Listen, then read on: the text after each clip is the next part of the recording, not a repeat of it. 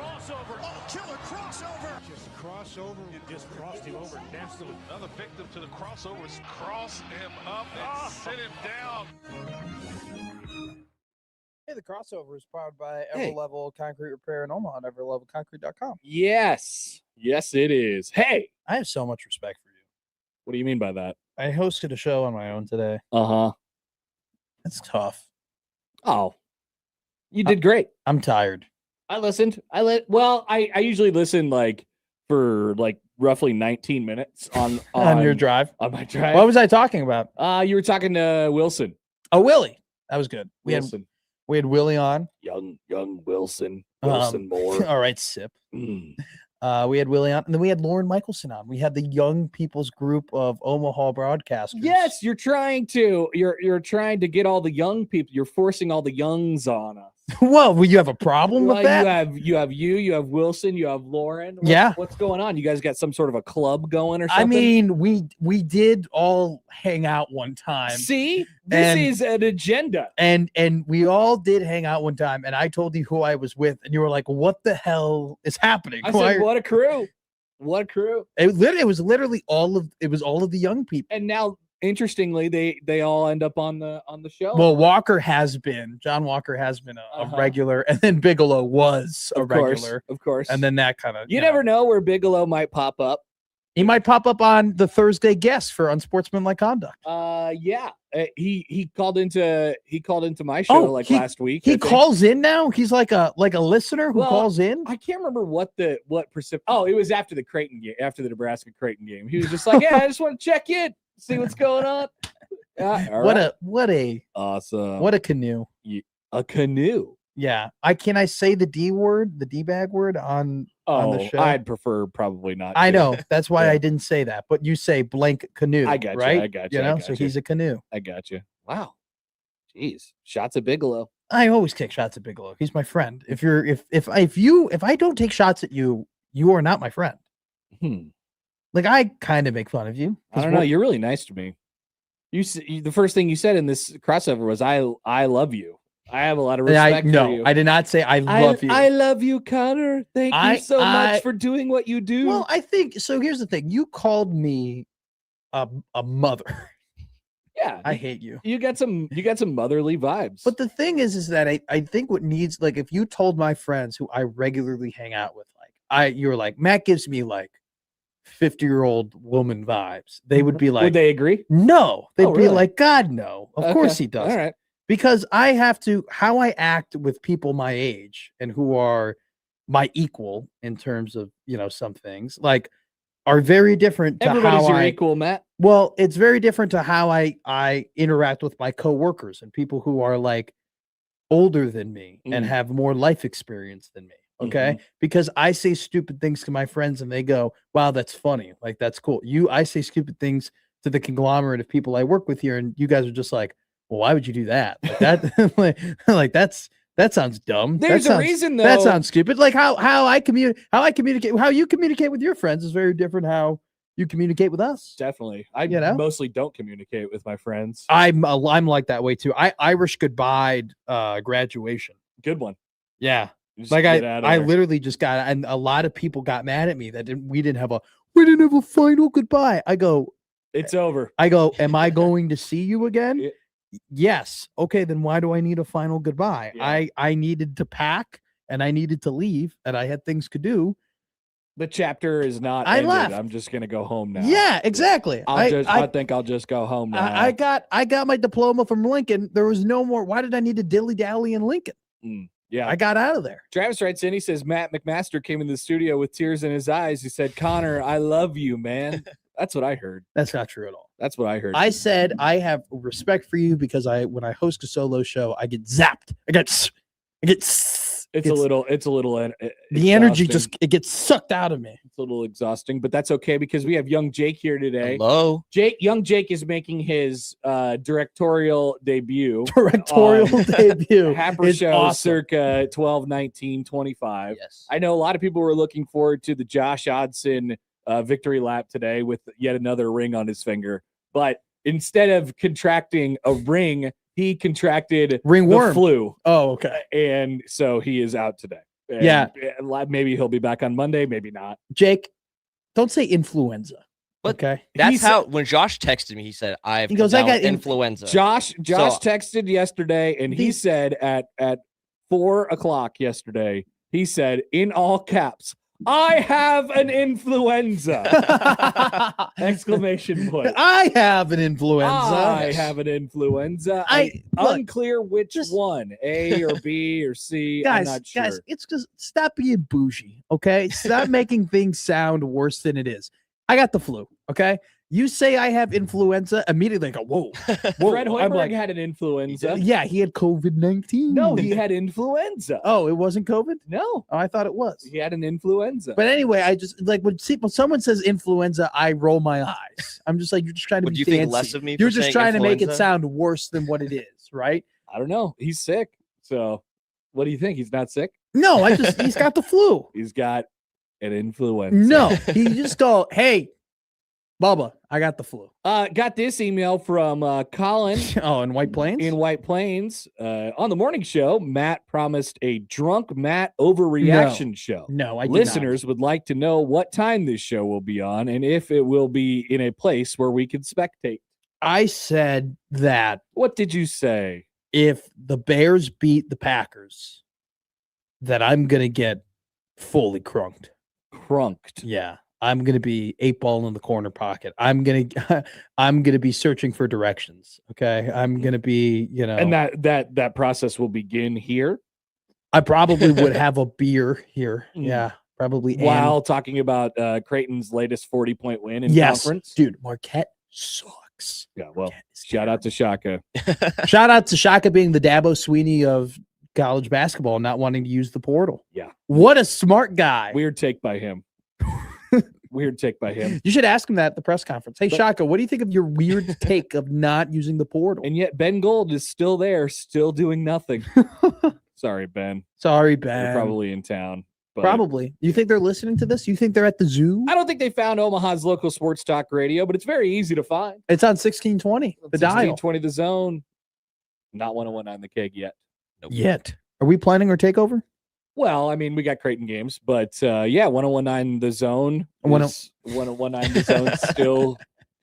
What's more likely to happen, the new studio or 1019 the zone? Ooh. I think new studio. I agree. Yeah. Ever so slightly. By the way, what is the likelihood that either of them happen? Yes. It's going to be talked about for the next 2 years. Very small. Like, oh. Hey, your Royals are making some deals. What, they just roll? Thank you for saying that. They just rolled out of bed and they're like, all right, we're going to trade for some pitchers. What has he got? Stromer? Matt Strom. You got Stromer? In a Royals uniform. Nice. Back. Nice. You get the guys that you know. Yeah. You got Isaac Collins. Sure. Give me one more bat that you could deal with. There's a couple big fish out there. Reel one in. Yeah, you're not going to get one. Why not? You're the Royals. They got surplus pitching to deal. Dude, I mean, I will give Kansas City. I love that the teams that don't have the payroll to like go and spend like the Red Sox and Yankees and Dodgers and all of them and Mets decide, you know what? We're just going to have the best pitching like departments. Mm-hmm. We're going to have the best, not only just pitching like staffs, but like developmental pitching staffs that you could have. We are just going to go all in on just finding arms, and we're going to take those arms and develop them. It's crazy how quickly a bad farm system can turn into a halfway decent looking one if you just, I don't know, develop any pitcher. Yes, which is seriously, which the Royals have been a bit deft of for about my entire life. But up until the last 4 years. There you go. And you guys have been competitive. Like Milwaukee, right? They were in love with the power outfield bats. Okay. The Milwaukee Brewers, death, taxes, and them having a hard-hitting right fielder / first baseman. Okay. That's what they did. Then, like 5 years ago, they go, hey, we're gonna get pitchers. We're gonna get Peralta. We're gonna get Hader, right? We're gonna go and get Mizorowski. All right. We're gonna Brandon Woodruff. Yes, another good one. Like we're just gonna go out and get dudes who can throw. And all of a sudden it's just like you're at Wrigley Field and you're down 2-0 to the Brewers and it's the 6th inning and they bring out this guy that you've never heard of in your life and he throws 9 pitches and you're like, oh, okay, that's an immaculate inning. Mm-hmm. Mm-hmm. Cool. It sneaks up on you pretty quick. I know. That was what the champion Royals did in 15. What do you Along think? with some clutch hitting. What do you think of our athletic version of the Hunger Games coming to America in 2026? What are you talking about? Have you heard about this? No. It was announced that we are going to have something called the Patriot Games. Who announced this? This was the presidency announced the Patriot Games. The president? Yes. Okay. You look this up. So The Patriot Games. yes. So A youth athletic competition celebrating the United States 250th birthday. Oh, would you look at that? so we're gonna have a In the fall, we will host the first ever Patriot Games, an unprecedented 4-day athletic event featuring the greatest high school athletes, one young man and one young woman from each state and territory. Democrats have mocked the athletic competition online, comparing it to the Hunger Games, a dystopian young adult novel and popular movie franchise in which children are forced to fight to the death in televised arenas. That's fascinating. I don't know. Is there any fight to the death about this? No, but it literally, he decided, hey, I have a great idea. Let's have teenagers compete against one another and represent their districts. So what will they do? What will they do? I have no Originals. clue. I don't know if this is going to be, what was the one back in the day? I Just think run a bunch of 40s or something? What or- was the didn't they have like the Warrior Games or something like that, or like the athletic the Titan Games or something, or the sounds familiar. But they did a I remember 30 for watching it. 30 on them. Hmm. Like the Titan. Now I gotta open up my laptop. You would have been viable to watch this growing up. I'm not sure. Yeah, I don't know. I don't know. Is there like a immediately a high school athlete that you think of from your past that you're like, wow, they would have dominated the Patriot Games? Zion Williamson? Well, I mean, like that you grew up with. This is trying was that you knew in high school. Oh. somebody.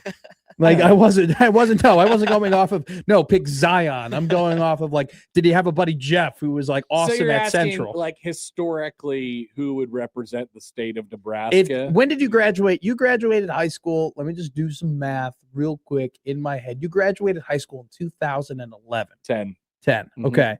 So in Nebraska high school in 2010, if they had a Patriot Games, who would have represented the state? Is there someone you What is think the of? competition? I think it's just be the most athletic. I think the running and jumping and Huh. I don't know.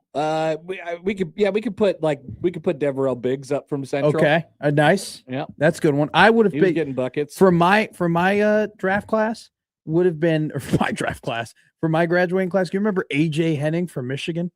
Yeah. He would have been Illinois' representative Okay. for sure. Okay. You know, Interesting. if it happened back in Illinois, like back in 2016, Jabari Parker definitely would have been the Illinois representative. That was a guy. That was a dude. I remember that guy. I don't know if Okafor would have represented us in 14. So the kids these days, they have this was not really the thing. but Okay.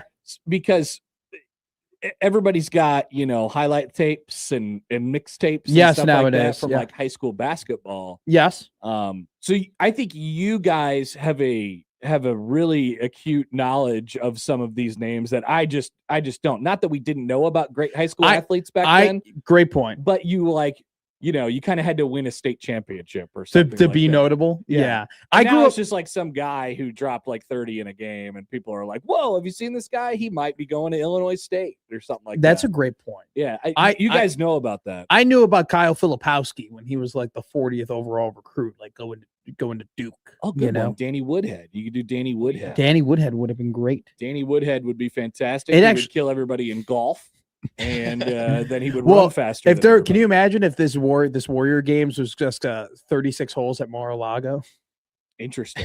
Interesting. Well, we have some golfers from here that could play. Jay Moore would be the representative back in 2000. Good amateur golfers, good pro golfers. You do have some good pro golfers. A lot of different guys we could throw in. Have you golfed since you won the Bromaha Open? Yes, I played in California. Oh, okay. How'd you shoot? It was one of those things where we were playing real for a little while, and then it was like, yeah, we're just out here having fun. So inconclusive on the score, but I think I hit it well. Inconclusive. I think I hit it well. I That's still fun. I still suck. I'm still terrible. Are you trying to get better at golf? Dude, I have spent so much money trying to get better at golf. I have it's going to take a while. Regripped my clubs and buy nicer balls now, and I go to shops and have them cleaned, and I'm making sure I'm putting my covers on. What's wrong? You slice? I think I'm just unathletic. You don't need to be athletic to play golf.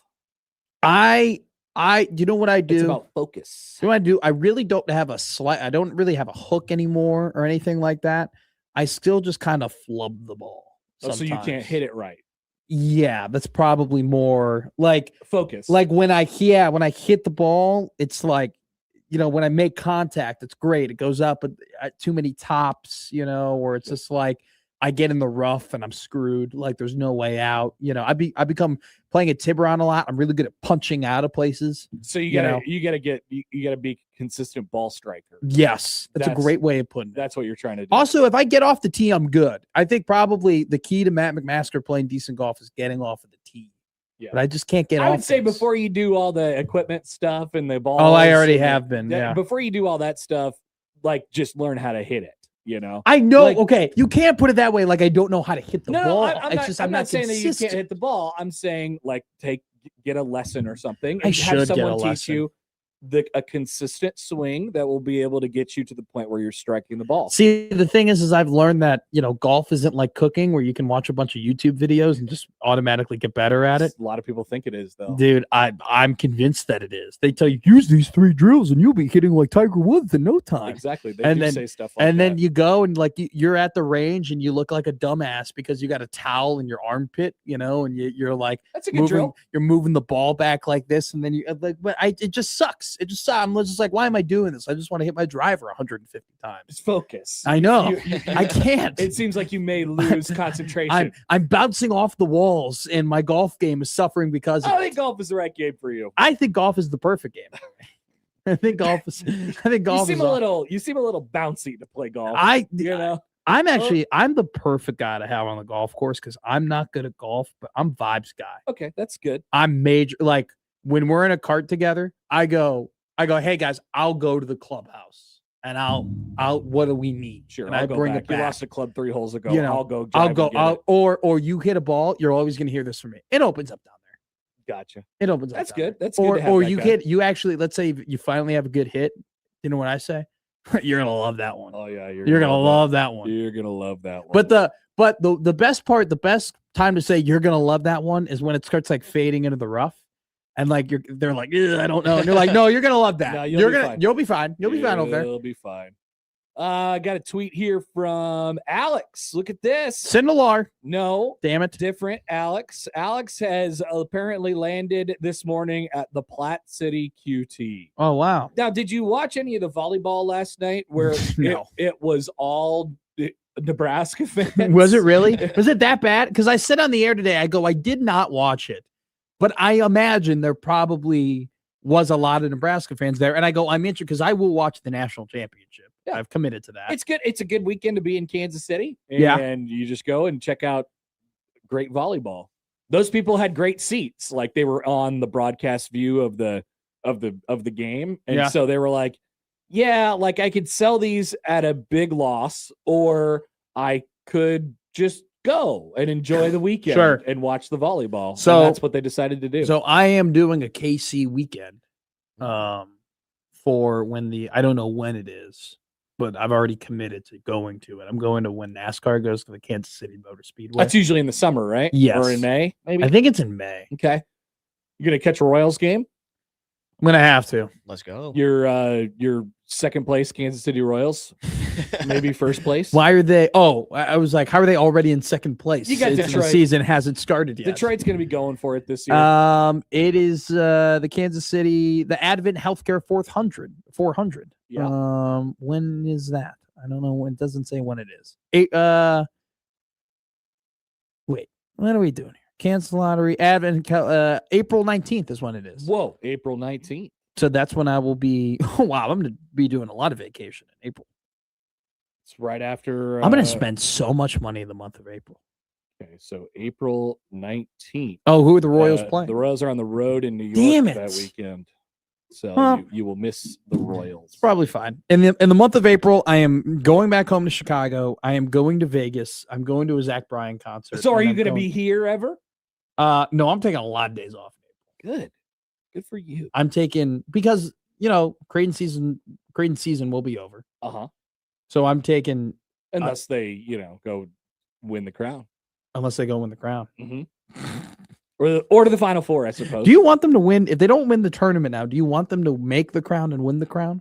If they don't make the tournament, yes, I would like them to win the crown. Is it more so? I definitely don't want them to go to the crown and not win it. Well, obviously. So this all has to do with the jokes, though. You are joke adjacent. Of course, we'll spend 2 entire shows on it. We'll spend 2 entire shows on it, and we will acknowledge it immediately. Yeah. Will you lead in with it? Almost for sure. What are the chances that if Creighton were to win the crown, that you get the trophy in studio? Ooh. I don't know. We could probably make that happen. You could totally make that happen. We could probably make that happen. What do you mean probably? You could make that happen. All right. Well, you got Coach Mack's number. I don't even have Coach Mack's number. We'll see what happens when we get there. I have every Creighton coaching staff person's number. We'll see what happens when we get there. You have all of them, and you probably have much better relationships with them than I do. I don't have a relationship with any of them. They just come on my show for 8 minutes. We'll see what happens when we get there. Maybe there's a crown trophy to be had. Maybe. I had a great conversation with Coach in waiting, Alan Huss, on the Blue Jay overtime. It was much better than the first time we talked. He was a little happier. After a 40-point He win. was so happy. He was incredibly happy. Good. I think he won't mind me saying this. I text all the coaches before the game, being like, "Hey, coach, just so you know, you're on the show tonight. This is how it's going to work and everything." And so I texted Huss. I go, "Hey, you know the drill. This is what will happen." And I don't expect a text back at all. I just expect a thumbs up, or like a, "Hey, sounds good." Acknowledgement. Like Coach Ballack always gives me a, "Hey, can't wait." Like, he's awesome, right? Coach Huss texts me. He goes, "Hopefully we'll win tonight, so it's a great conversation." And I go, "Sounds good, Coach. Hopefully you make it happen." Awesome.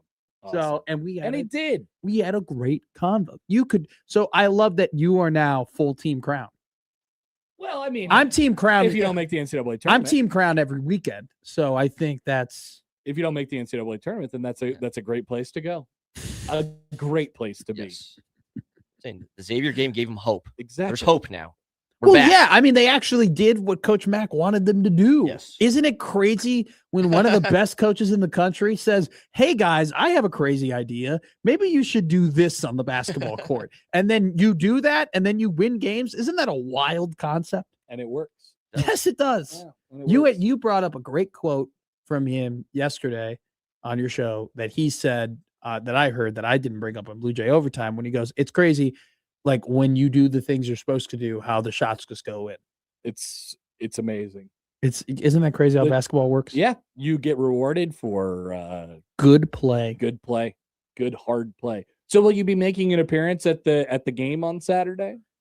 I will be. All right, I will be there. I'll see you there. I'll probably leave at halftime, of course, but I will be there. I'm excited. I like the first game that Why don't you set up and do overtime upstairs? I like doing it in here. I like looking at Joey. I get that. You're looking at me Monday. On Monday I will be? Yes. Okay, that's fine. We're Monday. gonna have a great show. Oh. Yeah. I'll be I like because Joey. Joey firmly is the co-host of Blue Jay Overtime. Like, I am the host, but Joey is firmly the co-host. So I need as much as Mr. Colbert and I get on each other about our Bears Packers rivalry. I like to be looking at him. You're starting to fall in love with Creighton basketball? No. All right. Oh. But I've always respected it, and I think I have so much respect for Coach Mack and what he's done, and I very much enjoy. I really do. I don't like how late it can get, considering the fact that it's a quick turnaround. But the job itself, it was the same thing with Big Red Overreaction. I liked doing Big Red Overreaction itself. I enjoyed it. It's just, when you give up 9 Saturdays, and you got to basically give up the whole Saturday unless you're playing an 11 a.m. game, which Nebraska football refused to play an 11 a.m. games this year. And the ones they did play, I didn't do BROR for, except for Northwestern. So I very much enjoy doing Blue Jay Overtime.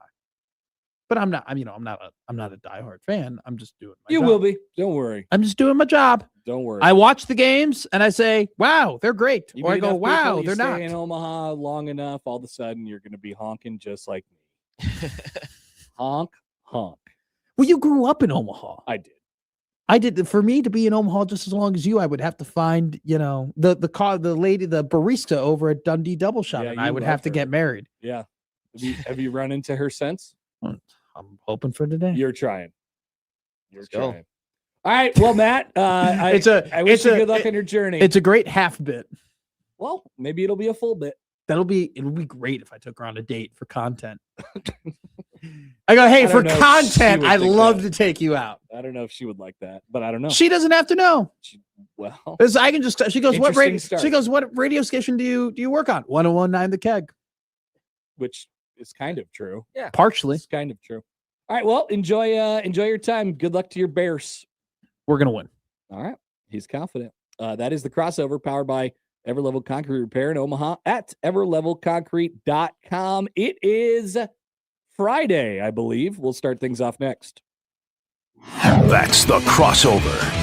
The Connor Happer Show is next on 1620 The Zone.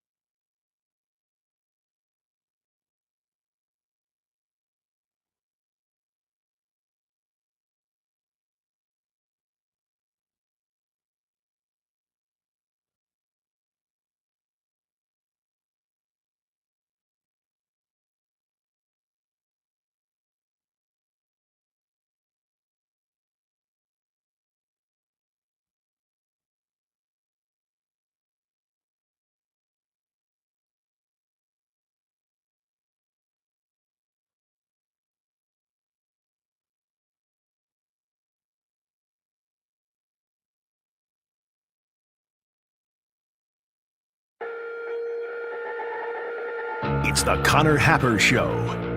Are we sure we want to do this? Could you, make an announcement that we're ready?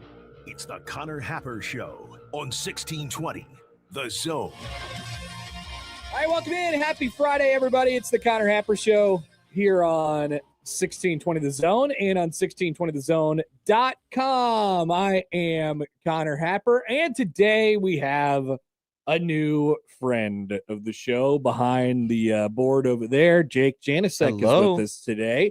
Joey has 100 different jobs. Yes. And he's doing a bunch of different things. And so he was already claimed by one of our other fine stations inside the building today. And so when Josh texted yesterday and said, I have an influenza, then Jake Janicek came to the rescue. I was right on it. Gave him the text right away. Awesome. I'm here. Jake, happy to be here. We're gonna have some fun today. Yes. So it's a Friday, and we have plenty of stuff coming up this weekend. Say hello to the YouTube chat, and they will welcome you with open arms. There they are. Honk Jake. Honk There's my Jake. nickname. You never know. He's wearing his blue sweatshirt today, so maybe that's a sign. Today on the show, we'll talk with Brian Christopherson of Husker 247 coming up at 11:30. Steve Sipple from HuskerOnline.com joins us at 12:30. I checked with him last night. I said, Sip, I think 12:30 might work for you. It's right before there's a press conference today with rules. So how's 12:30 sound? And he said, let's do it. And so I'm going to take that as good of a confirmation as I can get with Sipple. That is the lineup powered by the referees at John Higgins Weather Guard. We want to hear from you all today. 402-951-1620 on the Prairie Flower Casino Zone hotline. You could call or text that number, tweet at Happer Show, at Connor Happer on the JTech Construction Zone Twitter feed. Email Connor at 1620thezone.com on the Equitable Bank Zone inbox. And yes, again, we say good morning to the YouTube streamers. M. Bigley asks, how are the roads? The roads are great. It's lovely. It's a nice, crisp winter day. We're going to get up to into the 40s today. We're going to be in the, I think, 50s coming up soon. We're chopping off the days, as our dear friend Jack Mitchell likes to say, as winter goes along. Unfortunately, we've experienced a little bit too much winter. Yesterday was brutal. At this point, yeah, the wind is a problem. Also, a great question from Platt Cat. Is that white monster still sitting in the crossover spot, or did Matt take it to the bathroom? It's not sitting right there where it was when I got in this room, so I think he took it. But I am going to leave the studio after this segment and see where it may have landed, because we know as well as anybody that he did not leave the building with him. So we will check in on that. Elsewhere today, we have plenty to come. Basketball this weekend, Creighton and Marquette coming up tomorrow night downtown. Nebraska ball is back in action on Sunday against North Dakota. The college football playoff begins this evening in Norman, Oklahoma. We have 4 games this weekend. The latter 2 on Saturday are probably, the midday afternoon game and the night game are going to involve a couple of group of 5 teams. They are probably going to get dwarfed by the NFL in terms of TV ratings, if you care about that sort of thing. But we will still talk about all of the games and the monumental upsets it would take for Tulane and James Madison to get over their opponents. Otherwise, we'll have 2 very, very interesting games between Oklahoma and Bama tonight, and then Texas A&M and Miami tomorrow. We'll get to that Thursday night game here in a second as well. Rob Orich spoke yesterday. Rob Orich, Nebraska's defensive coordinator. He spoke yesterday, and speaking of, Nebraska has announced the official additions of Lonnie Teasley as offensive run game coordinator, and Roy Manning, who will coach the edge rushers or the edge players on defense for Nebraska. So Matt Rule will speak today at around 12:45, maybe closer to 1 o'clock. I don't know. I'm undecided on whether we're going to take it or not, but Jake's here and we're going to figure it out as we go today. Elsewhere, Kyle Whittingham, he's the coach of Utah right now. He'll be the coach of Utah for exactly 1 more game. And it really seems like he's not retiring. He's just leaving Utah. So maybe that game coming up in less than 2 weeks now takes on a little bit of a different twinge rather than the swan song, we love you, goodbye. It's a little bit more of, yeah, thanks for the memories, but what? You're just leaving? So maybe he is a candidate for some other jobs. We will talk about that. Michigan State pulls off a LeVar Woods heist from Iowa. What does this mean for our rivals across the river? And why do college football people who are paid a lot of money to talk about college football keep saying things like the group of five doesn't belong in the playoff? It is very consistent across the board now, the things that these people are saying about the group of five. Nick Saban is the latest to chime in on it yesterday, and he made a comparison to AAA baseball and Major League Baseball. You don't let the AAA teams in the World Series, do you? Well, I have some things to say about that as we go on throughout the show today. Not Joey. Jake will have his. So you get used to one guy. No, I get it. All of a 4 sudden, days. I'm calling Joey Josh all week, and then I'm calling Jake Joey now. So here we go. He will have the odd news. I think you sound excited. You're ready to roll for the odd news. I'm very excited. We got some things. We got some options for you coming up today as well. But appreciate you all being with us today. When we come back, we will talk about that Thursday night game last night, which was a big disappointing effort for Sam Darnold and the Seattle Seahawks until it wasn't. And going for 2 in overtime and winning and taking control of the NFC and taking control of the NFC West. Well, I want to talk a little bit about Sam Darnold, who's a very, very interesting figure in the upcoming NFL playoffs. And we'll do that and talk about the game when we return. Thanks for being with us here on this Friday. It's the Connor Happer Show here on 1620 The Zone.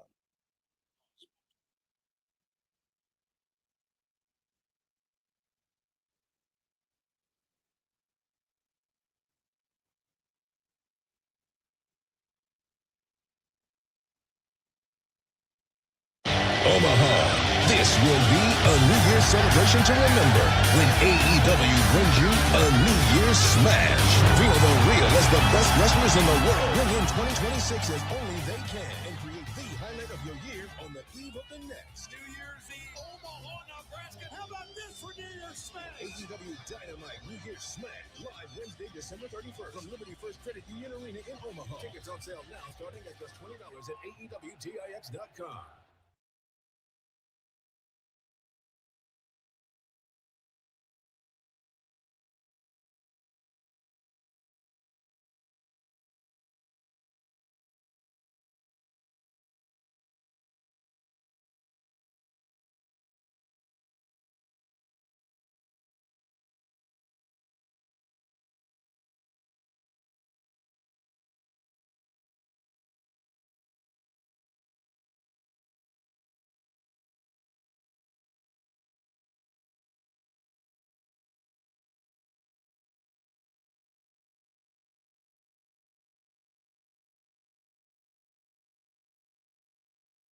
When your car is making a strange noise, no matter what it is, you can't just pretend it's not happening.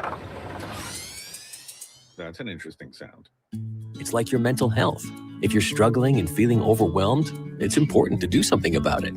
It can be as simple as talking to someone in your community, or just taking a deep, calming breath when you need it. Nice. For mental health resources, check out loveyourmindtoday.org. At loveyourmindtoday.org, you'll find information that may help you get through a tough time. Things like tips for dealing with stress, how to navigate difficulties like financial worries, anger, substance use, and more. You can also find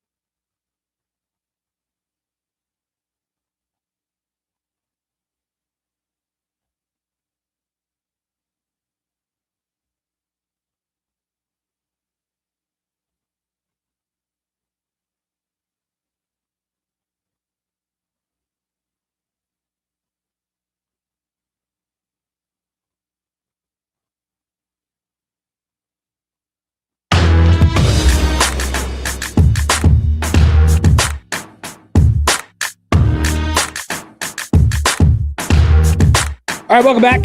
It is Friday here, the Connor Happer Show on 1620 The Zone and on 1620thezone.com. You guys were curious about Matt's whereabouts and what he ended up doing when he left this room.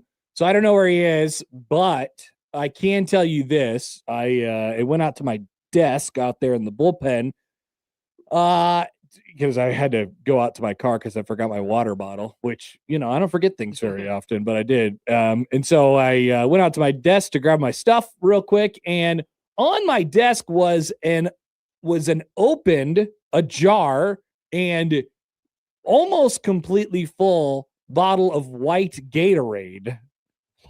And, the telltale sign that it has Matt written all over it is first of all that it's anywhere where it shouldn't be, and second of all is that the cap is missing. Either the cap is missing or the drink is missing, but somehow, some way, every single time without fail, the cap gets separated from the bottle, from the drink. So no cap, both literally and figuratively. Yep. For the white Gatorade on my desk. No report on the whereabouts of the white monster, but I feel like you guys get the point on that one. All right, so shout out to Matt for always coming through for us. Last night we had a hell of a football game. I've had a couple segments on Fridays this season where I'll come on and I'll say, what the hell are we doing with these Thursday night games? What in the world is going on? These teams, are on short rest most of the time, and it is a short week of prep, and you're dumbing down everything. And I've felt like both of the teams sort of just approach it from the perspective of, all right, well, we just got to get through this somehow, some way. We got to find a way to get through this. And we had the very, very fortunate setup last night where it's two teams that tied at the top of the NFC and at the top of the NFC West. And what do you know? We got a great game out of it. So I apologize to Thursday Night Football for wanting to cancel you, but we got some good stuff last night, and it wasn't good. It was good.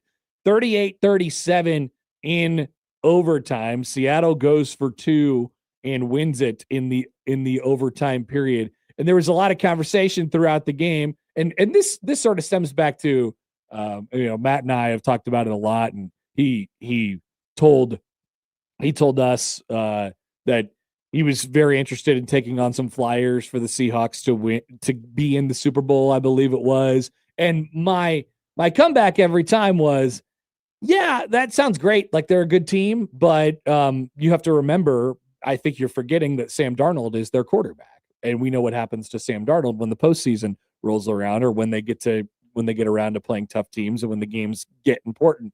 And a lot of people, including myself, were kind of taking a victory lap in that game as he threw another interception. And it's like, well, what in the world are we doing here? And what do you know? It's a 30-14 game, dead in the water, halfway through the fourth quarter, and all of a sudden, Rashid Shaheed comes in, takes back a punt, and then that was, I believe, the touchdown in which the random conversion, one of the most, well, actually, the conversion made the 2-point conversion made it 30-30. So it was on the other touchdown that made it 30-30. But Seattle mounts a comeback in the game. They finally get Jackson Smith and Jigba going. And in order to tie the game, they needed one of the most ridiculous plays that we have really ever seen, especially on a 2-point conversion. It almost made Al Michaels go up an octave. And it's really, really difficult to do so these days. He still seemed bored last night, even though everything was on the line. And we were witnessing a crazy comeback in a ridiculous environment and a ridiculous game last night. But that game was the goods. The Rams completely crumbled, up by 2 touchdowns late, and then madness ensued. So the backwards pass 2-point play that looked like an incomplete pass at first, and then all of a sudden the rules official, and I always get the rules officials confused, so I don't know which one, Pereira or whichever one it was, came over and he was like, "Hey guys, hold on a second. I think that was a backwards pass. And what do you know? Kirk and Al look at their monitors in front of them and they're like, oh my God, I think you're right. I think that was a backwards pass, because if it doesn't go and if it stands as called, it's a 30-28 game, and it's a little bit different, I suppose, from there. Seattle is sort of still chasing a little bit. And what do you know? Replay comes up ever so slightly. Sam Darnold throws it behind the line of scrimmage to be dropped by his receiver who was standing out there, only for the ball to bounce forward, trickle into basically just about even with the goal line, where nobody moved.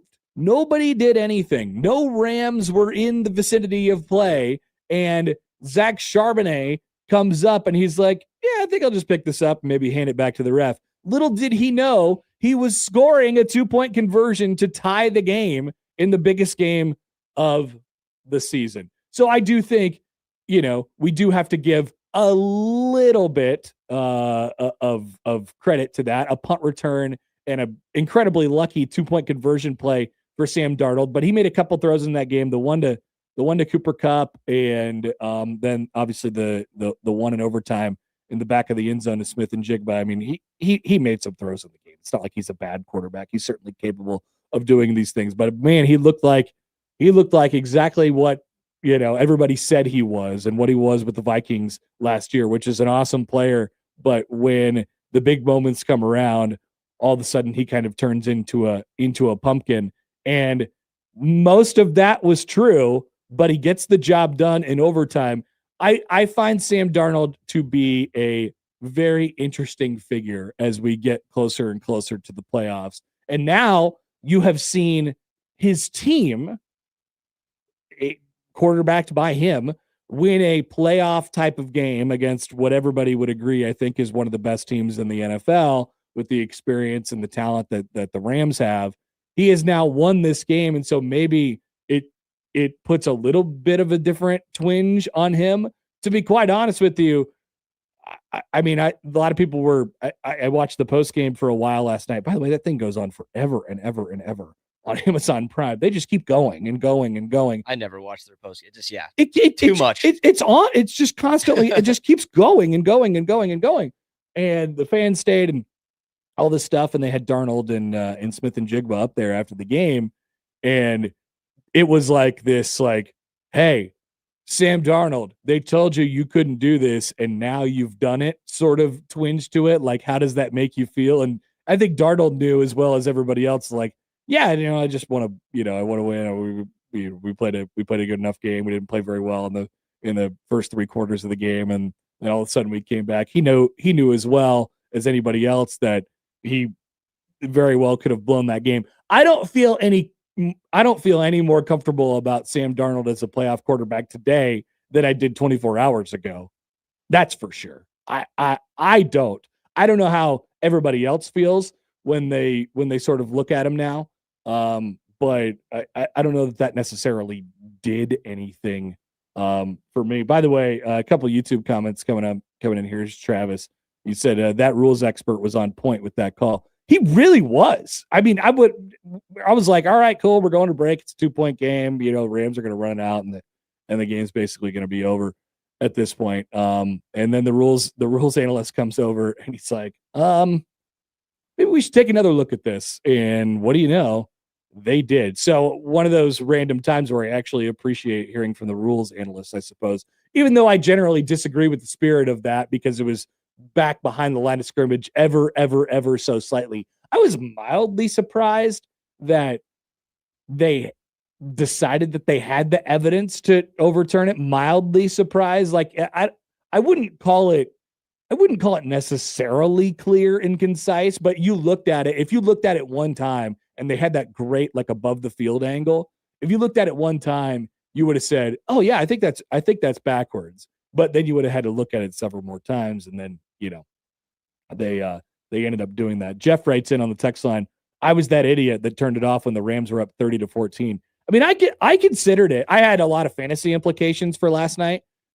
So I was going to keep watching pretty much no matter what, which I was very, just personal fantasy football note. I was very disappointed to see the Seahawks continue to get active on offense because I was going up against Jackson Smith and Jigba, and he had done nothing for the entire game, and then all of a sudden he ends up with 15 points or whatever at the end, and I'm like, damn, kind of screwed me. But I had Kenneth Walker, so we're gonna be okay. John writes in, why are we talking about an NFL game, even if it was a good game? I want to complain about how much Matt Rule sucks some more. Oh, don't worry, we'll have plenty of time for that.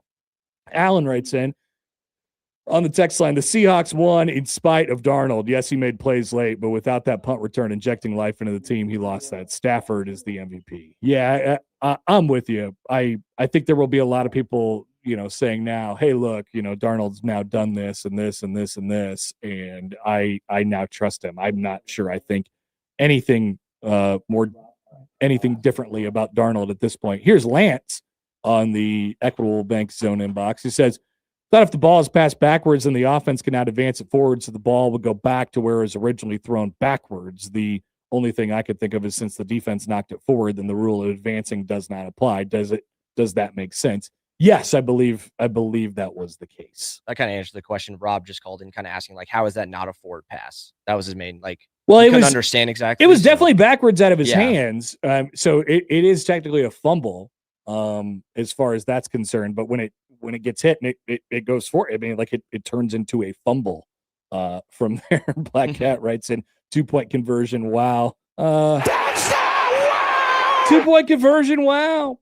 Sam writes in on the JTech Construction Zone Twitter feed a couple times. He says that return cost Josh pluribus viewing hours. It cost many people pluribus viewing hours. I considered watching it late last night, and then I was like, I guess I have to stay up and I have to continue to watch this game. Also, he says Bill Simmons used to call Pat Summerall video game Pat in his final years, and Al is sort of there right now.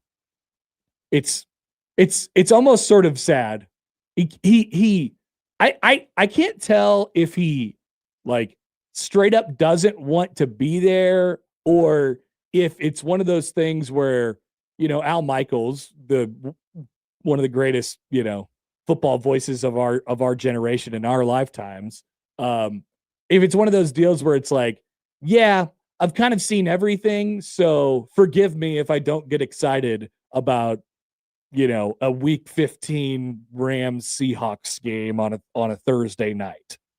I don't know his exact mindset.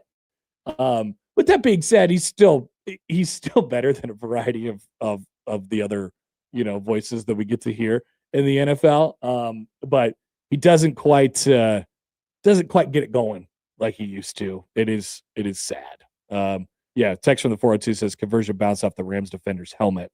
And it never actually hit the receiver's hand. Right. I apologize. I couldn't remember how it exactly moved forward. The ball didn't go out of bounds or anything like that. But so the forward thing does not apply in this situation. Sam says I'd still take Al over Nance. Yeah, I think maybe maybe you'd have a different opinion on Nance if he wasn't with Romo right now. But there's some tough hangs out there at the moment. So we'll have plenty of stuff coming up on the show, but I have some news here from Sam McEwen from the World Herald we could talk about when we return. First source, Nebraska defensive back Malcolm Hartzog will be headed to the transfer portal. He missed the majority of this year, but did come up with a big play at the end of the Cincinnati game this year. So we can talk about that. A couple of other Husker topics. We can talk some defense too. Thanks for being with us and continuing to do so here on a Friday, the Connor Happer Show on 1620 The Zone.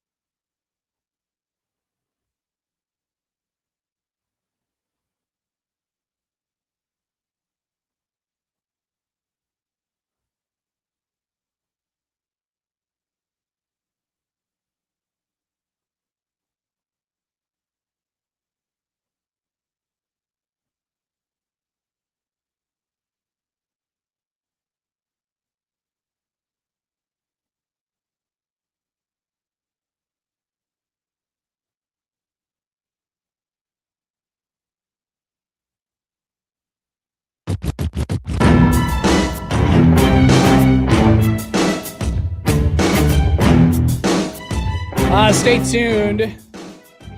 We will have a couple of Creighton basketball tickets for Monday's game against Utah Tech today on the show.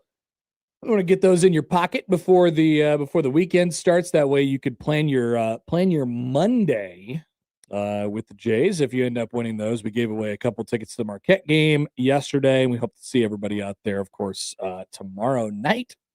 But stay tuned. If you want to go to the Jays game on Monday, we will have your chance to win your way in as we go on throughout the program today. Like I said, Brian Christopherson's going to join us at 11:30.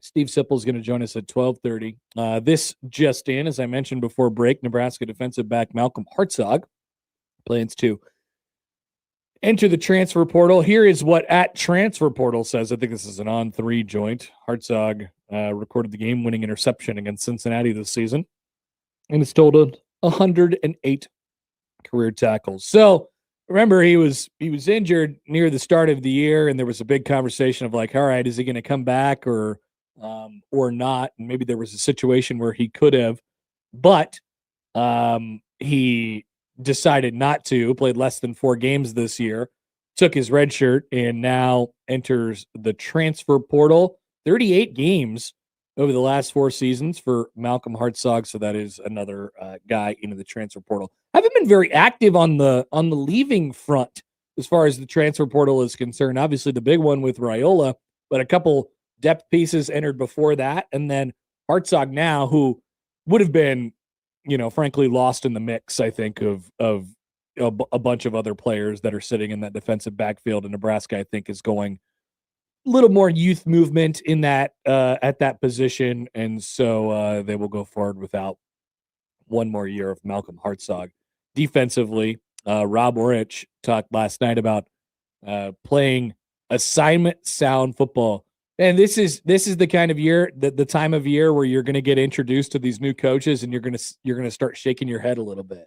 You're going to say, "Oh, I kind of like what this guy's cooking." It's a great opportunity for the coaches to sort of, say what they're all about.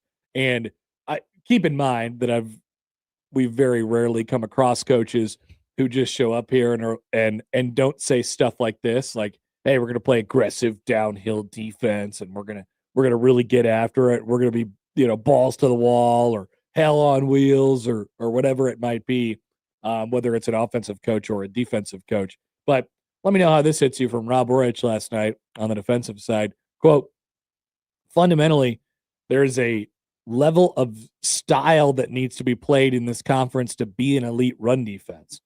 We're starting to see those fundamentals show up, especially from our front. I think Coach Rule, Coach Simpson, and Roy Manning, who just got here and was announced officially today, have done a tremendous job of jumping in and establishing those fundamentals. And then he said, secondly, you can't have any misfits. You can't beat yourself. And when you watch our tape at San Diego State, I think you see that a lot where, hey, we're not going to give up an explosive run because of a miscue or an assignment error. We've got to play 11 sound football. And when I watch their tape from last year, I think they're on the same page, 57 reps of the game, but then there's 1 or 2 a game that may leak out in explosive yardage. And so we got to make sure that we don't allow that to happen, which sounds amazing in practice. It sounds amazing in theory. Hopefully it works out that way, I suppose, in practice as well.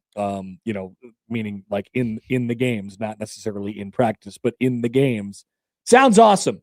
Sounds like a utopian society where Nebraska's defense doesn't make any mistakes. But when you face it, this is what Rob Orich, the new defensive coordinator, this is what he is tasked with. I think there is some really solid pieces to work with defensively for Nebraska. And you might not look at it from last year or you might look at it from last year and you might not say that. But I do think they'll be active in the transfer portal on the defensive front for sure. And then it's about getting those guys to be connected. I've thought about that a lot over the last couple weeks. And, I think in correspondence too with the emergence of Nebraska ball, and you see what makes them tick, what makes them go. and you see why they're so good. And obviously, you could look at it from an individual player standpoint. So I always want to recenter myself in these conversations. Like, what are we talking about here? Right. And I oftentimes hear like Sipple say the same thing. So I think we're on the same page in this regard. Like,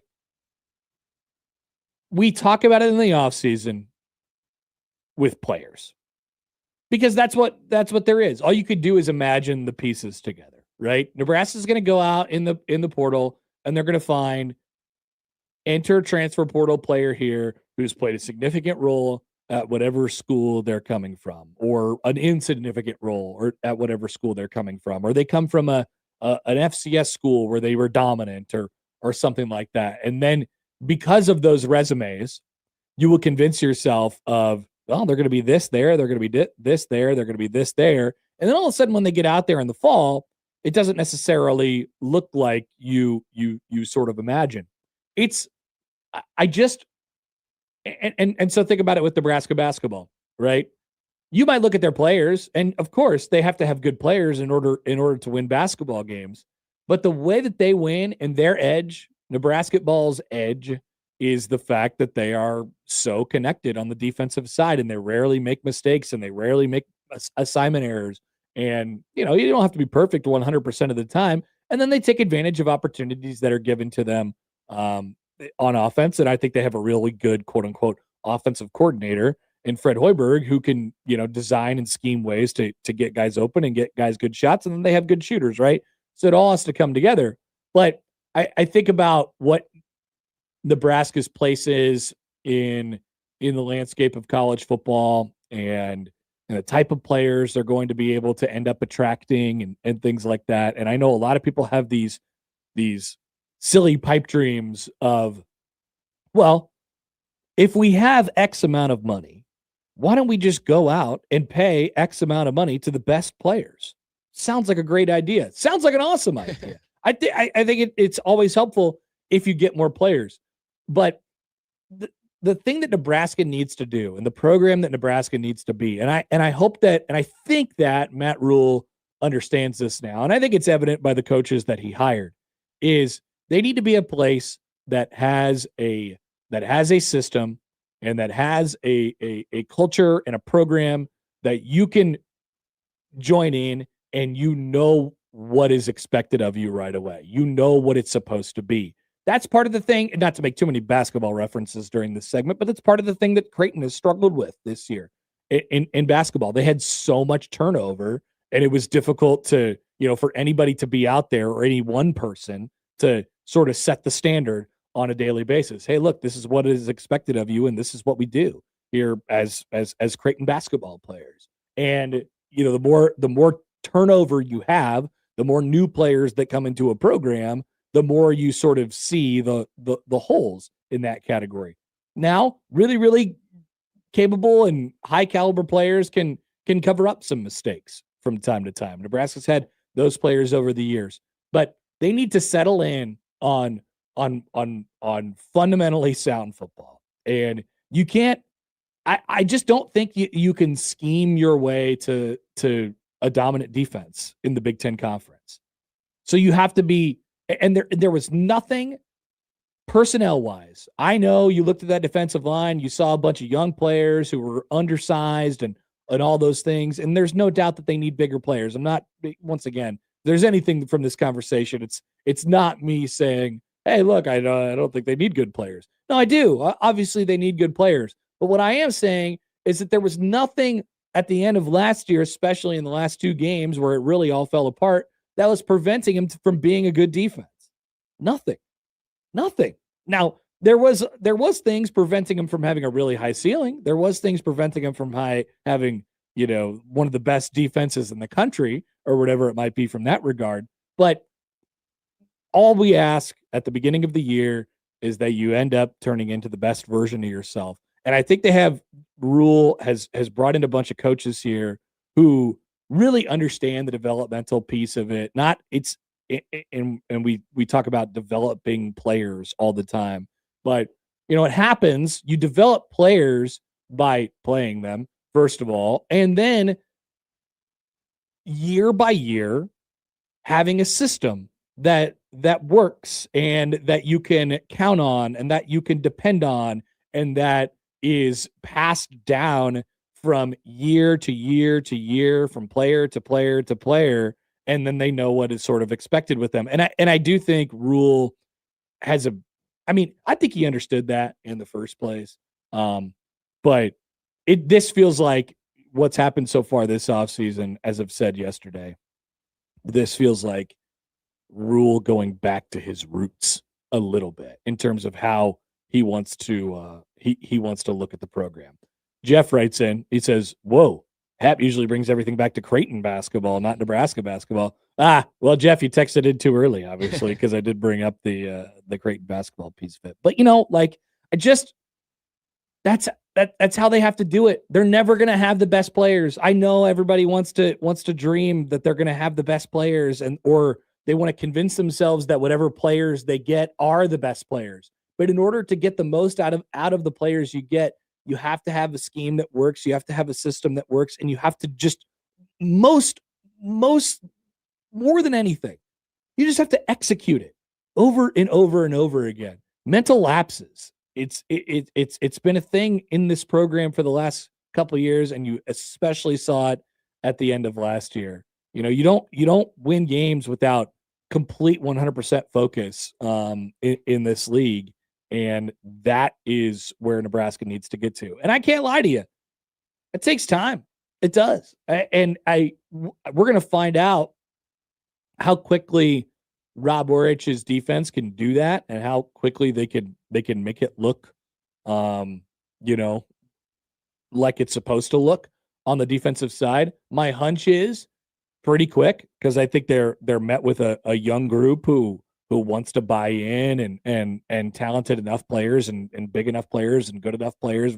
Orich said the other day that they're, his first impressions of the defense, that they were long and athletic and stuff like that. And so I think they have some pieces to work with, and then it's just all about sort of executing it and making it simple to execute, and all of those other things that are included in that conversation. So I want to hear from you all on that. 402-951-1620 on the Prairie Flower Casino Zone hotline. You can call or text that number. I want to talk about these college football playoff games coming up this weekend as well. So we'll go through a preview of that today on the show. But have you seen Nebraska obviously has a bowl game in less than 2 weeks now. It's against Utah. They're 16.5-point underdogs at this point. There's a lot of things that are going up against them. They've had very, very few opt-outs in the game.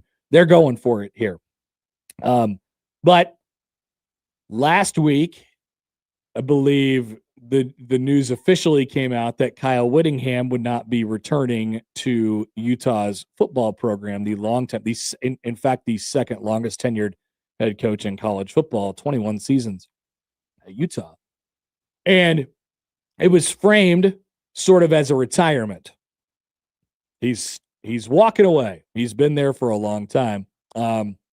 Well, yesterday, the tone sort of changed a little bit, and this had been brewing, I think, over the last couple of days, and it seemed like there was an openness from Whittingham to potentially look at other jobs. And he said, well, I'll read you a bunch of the quotes here. He said, "Well, the program is in a good place right now. As I've said many times, after last season, it didn't just sit right with anybody, particularly me. And so I came back. And fortunately, we were able to get the ship righted and everything's on track. The program, like I said, is in a good spot. We've got good coaches. Coach Scally, who's his predecessor, the person who's coming in after him, will come in and do a great job. Got good players. And so now is the time." Whittingham, I'm reading from KSL.com. Whittingham still has a passion for the game, saying, quote, "I don't know if it's ever out of your system, but he felt like now is the right time to walk away, to not overstay my welcome. Somebody once told me," Whittingham said, "that every year goes by, you're a coach, 10% of the fan base starts to hate you." He joked. So after 20 years, they all, plus their kids and grandkids, probably hate me. So anyway, it was a good run. It was a good run. I'll say it one more time. I didn't want to be the hanger-on that just people just got sick of, he said.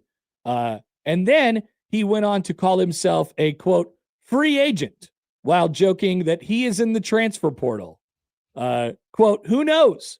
We'll see. It's stepping down and stepping away and reevaluating things, and we'll see where we're at. If my phone rings, I answer it.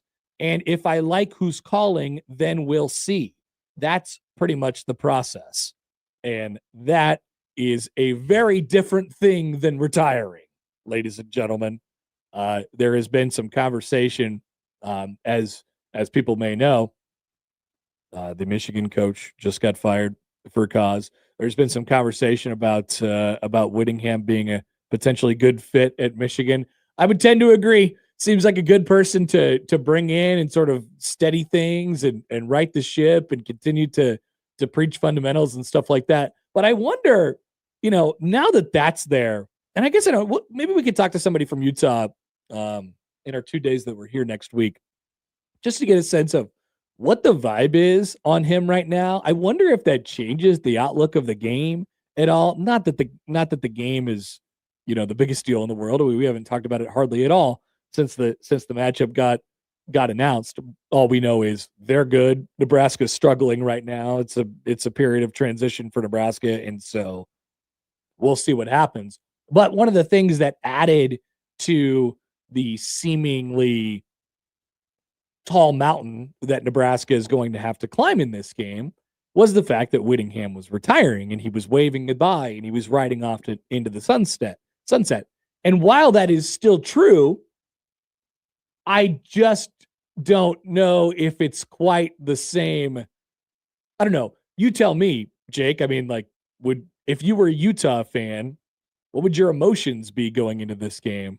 Maybe there's a certain part of the Utah fan base who says, yeah, thanks for the memories. This is awesome. I'm also ready to move on. 21 years is a really, really long time. It's a long time. But it's interesting just the way he's talking about it and why he's bringing it up. I wonder if it's more like Utah kind of wanted him to kind of move away a bit. They kind of wanted a fresh new start since he's been there for 21 years. But him saying transfer portal, I'm going to answer any call.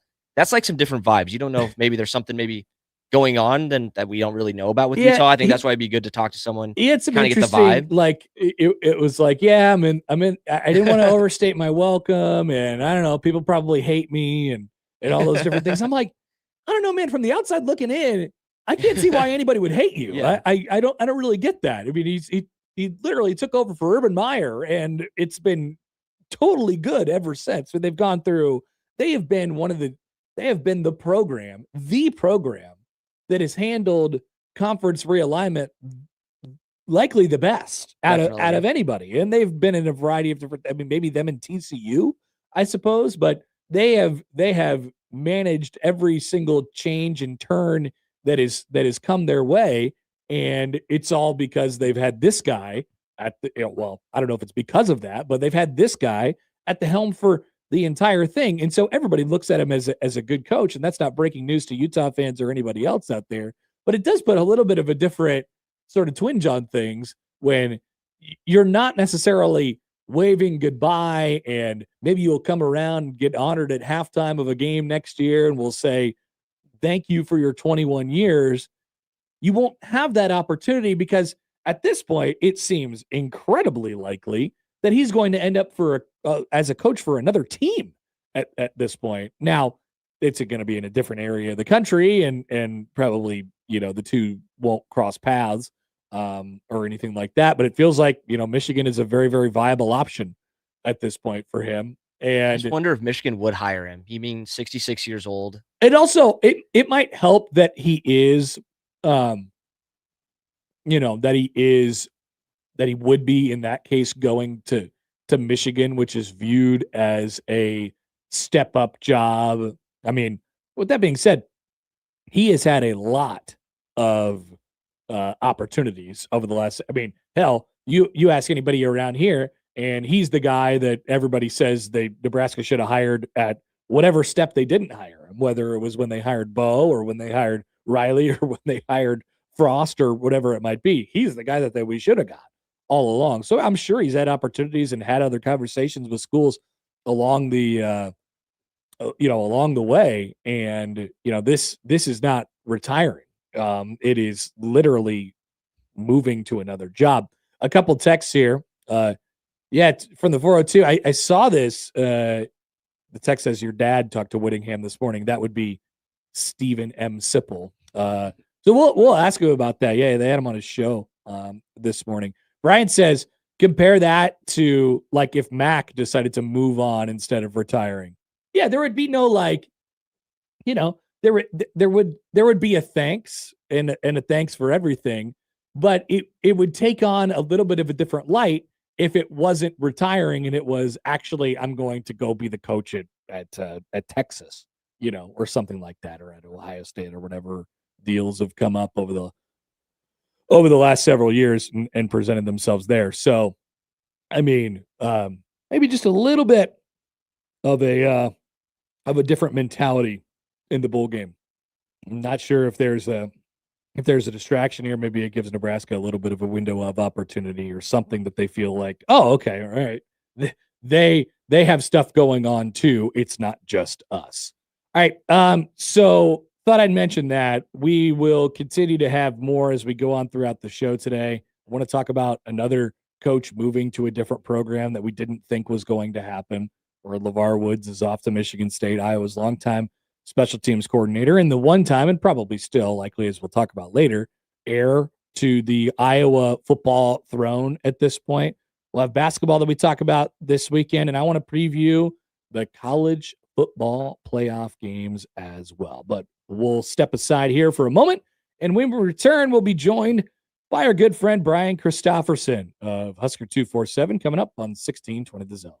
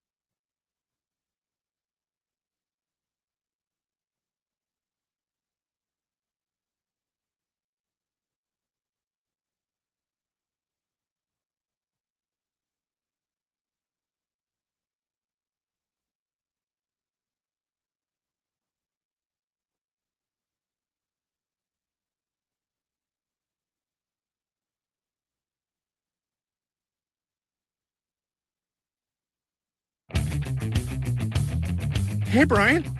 Brian Christopherson, I gotta take this. It's half. B. Rooney drove my Chevy to the levee, but the levee was dry. Brian Christopherson, Husker 24/7 on the Connor Happer Show on 1620 The Zone. All right. Always a lovely time, and time for our Friday chat with our dear friend, Brian Christopherson from Husker 247. BC, hello. Happy Friday. How are you? I'm good. Dear friend, that's nice. Kind of like It's a Wonderful Life when he says to dear friend about Clarence at the end. That was very kind of you. Our dear friend. Are you feeling okay? Or you got a little I got a little holiday choked sickness? up because of what you said. Yeah, You've been got a little emotional. watching too many Hallmark movies lately? What's going on? They do pop on in our house. And I you can play the tough guy like you don't kind of sit there and watch them a little bit. So I'm not going to pretend that I don't on occasion. Good on you. I do the same exact thing. All right. So it's been a week here. Nebraska officially introduced a couple new coaches. The other new coaches that were introduced have gone on the radio over the last couple of days. Got a chance to hear from them. As you put this picture together, BC, is there any like through line that you see in what Matt Rule has done here in the staff that he has now retooled and assembled for 2026? I think he's looked for passionate guys who he feels can be really strong teachers and also have a track record of recruiting. And he really emphasized that last week when he talked about how if you're going to be one of the assistants on this staff, you got to recruit.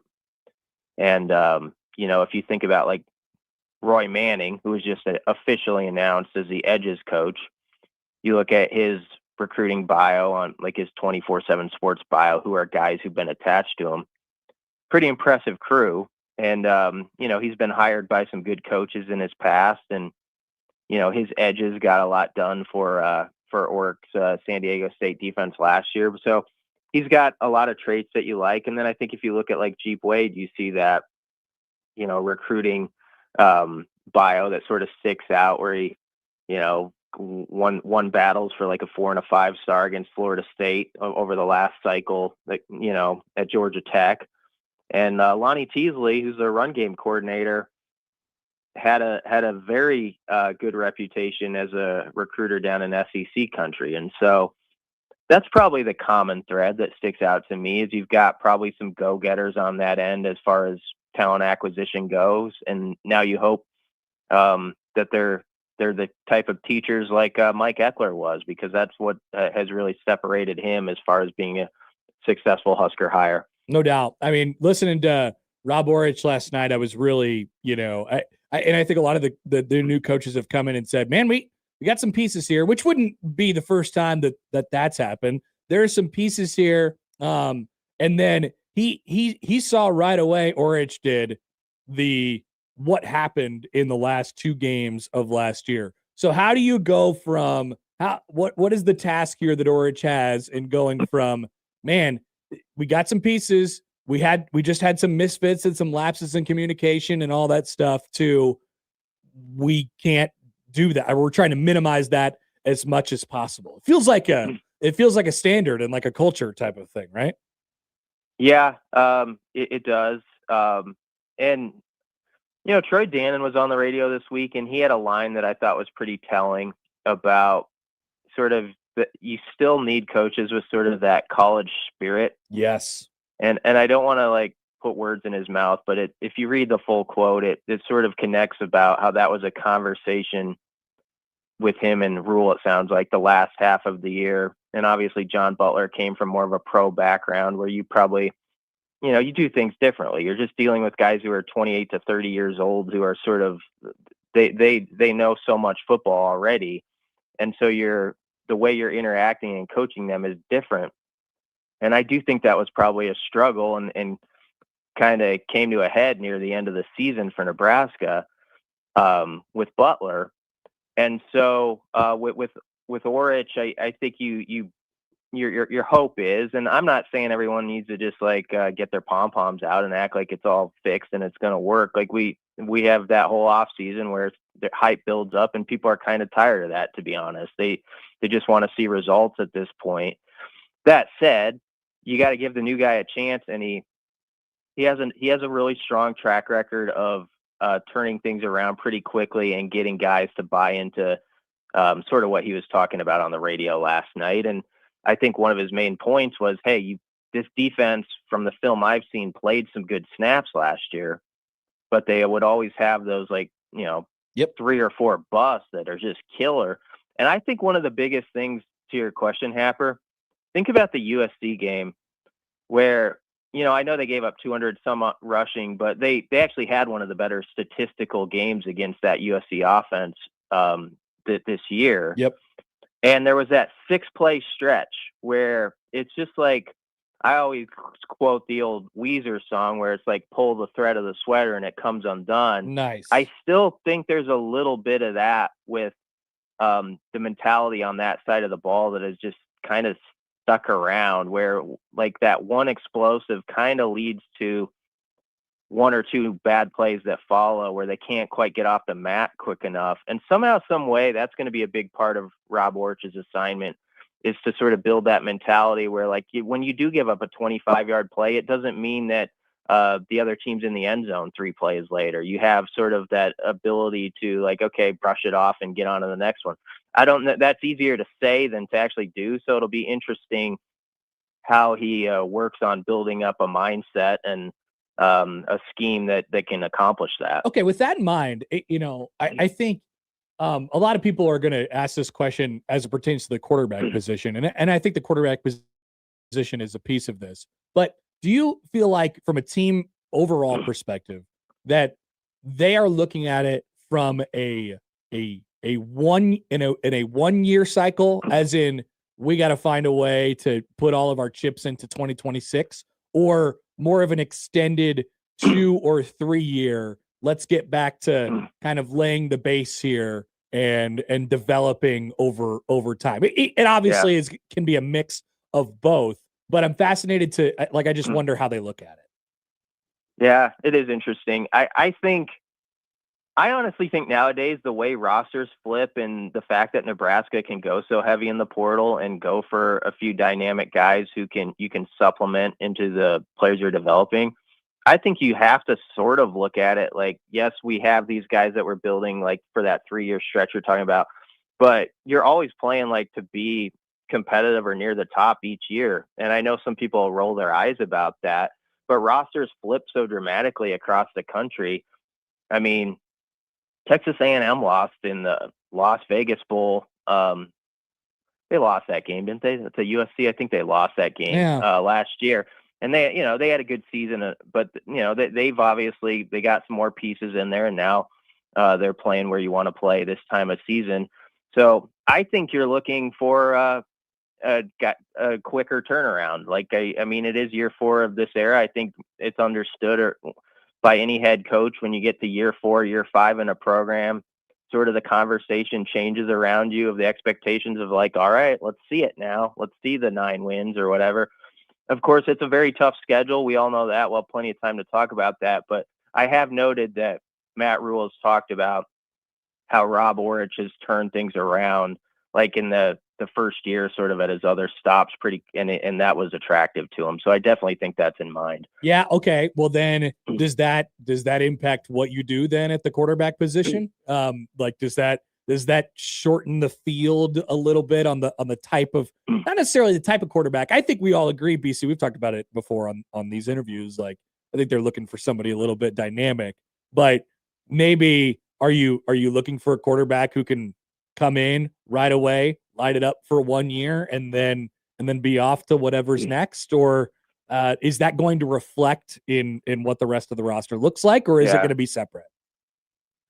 I don't know for sure. I mean, they definitely could take a couple big swings and just see if there's that fit there, where basically you're taking whatever the Raiola price tag was and you're almost applying it to whoever, whatever quarterback we're talking about here.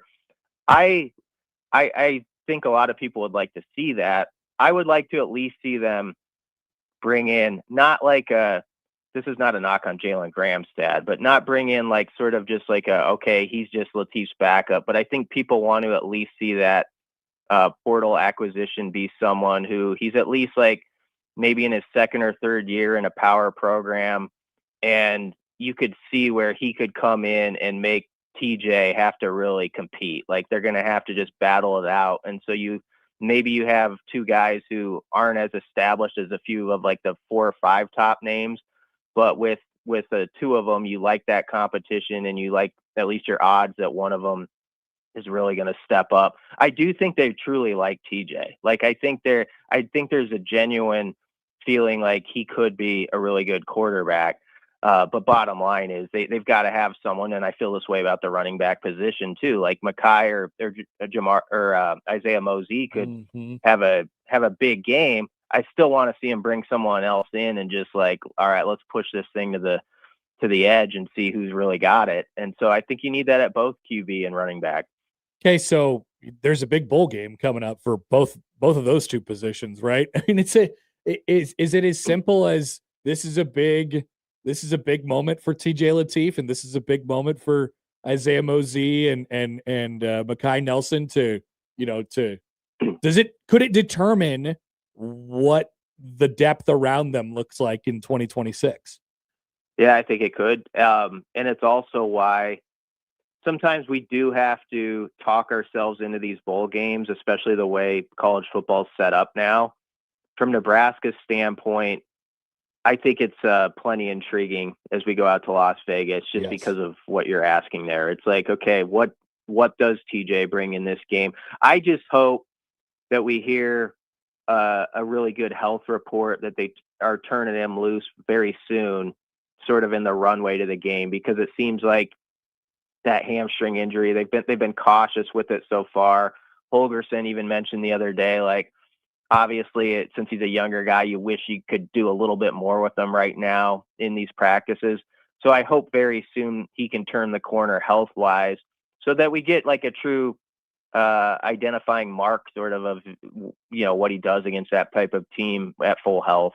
But yeah, with the running backs, I'm really anxious to see. I think Mosey especially, but also Mekhi, and just I thought like in their small sample size, they ran hard and stuff like that. But the question now is, are you that type of back who is as good on your 12th or 13th carry as your second or third? Like that's the big key to that spot. If you have that sort of grind to your game where you can keep getting better the more they feed you. Does it feel like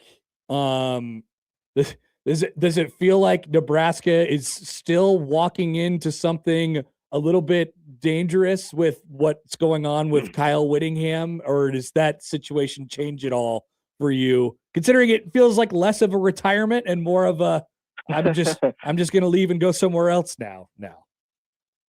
Yeah, I'm glad you asked that question, because that's been sort of in my head the last day. You start the way he answered the question from the Utah media, if anybody saw it, it seemed like a guy who wants to coach some more football for sure. And I saw one national reporter say this one might have been a little awkward, sort of the transition here. And so I think we've all kind of assumed, and we're maybe not wrong, that Utah is going to have a lot of juice, and the players just might, regardless of what happened behind the scenes, because it's Whittingham's last game there. But it maybe isn't as just a clean departure as like it sort of seemed on the surface at first. And so you wonder how that plays into things. I also wonder, I think Utah is really good. I think it's a tough matchup for Nebraska. But I do sometimes, I am a guy who thinks a lot of like the grind of the Big Ten. And I think that there is something to be said for that league and the SEC compared to the other ones.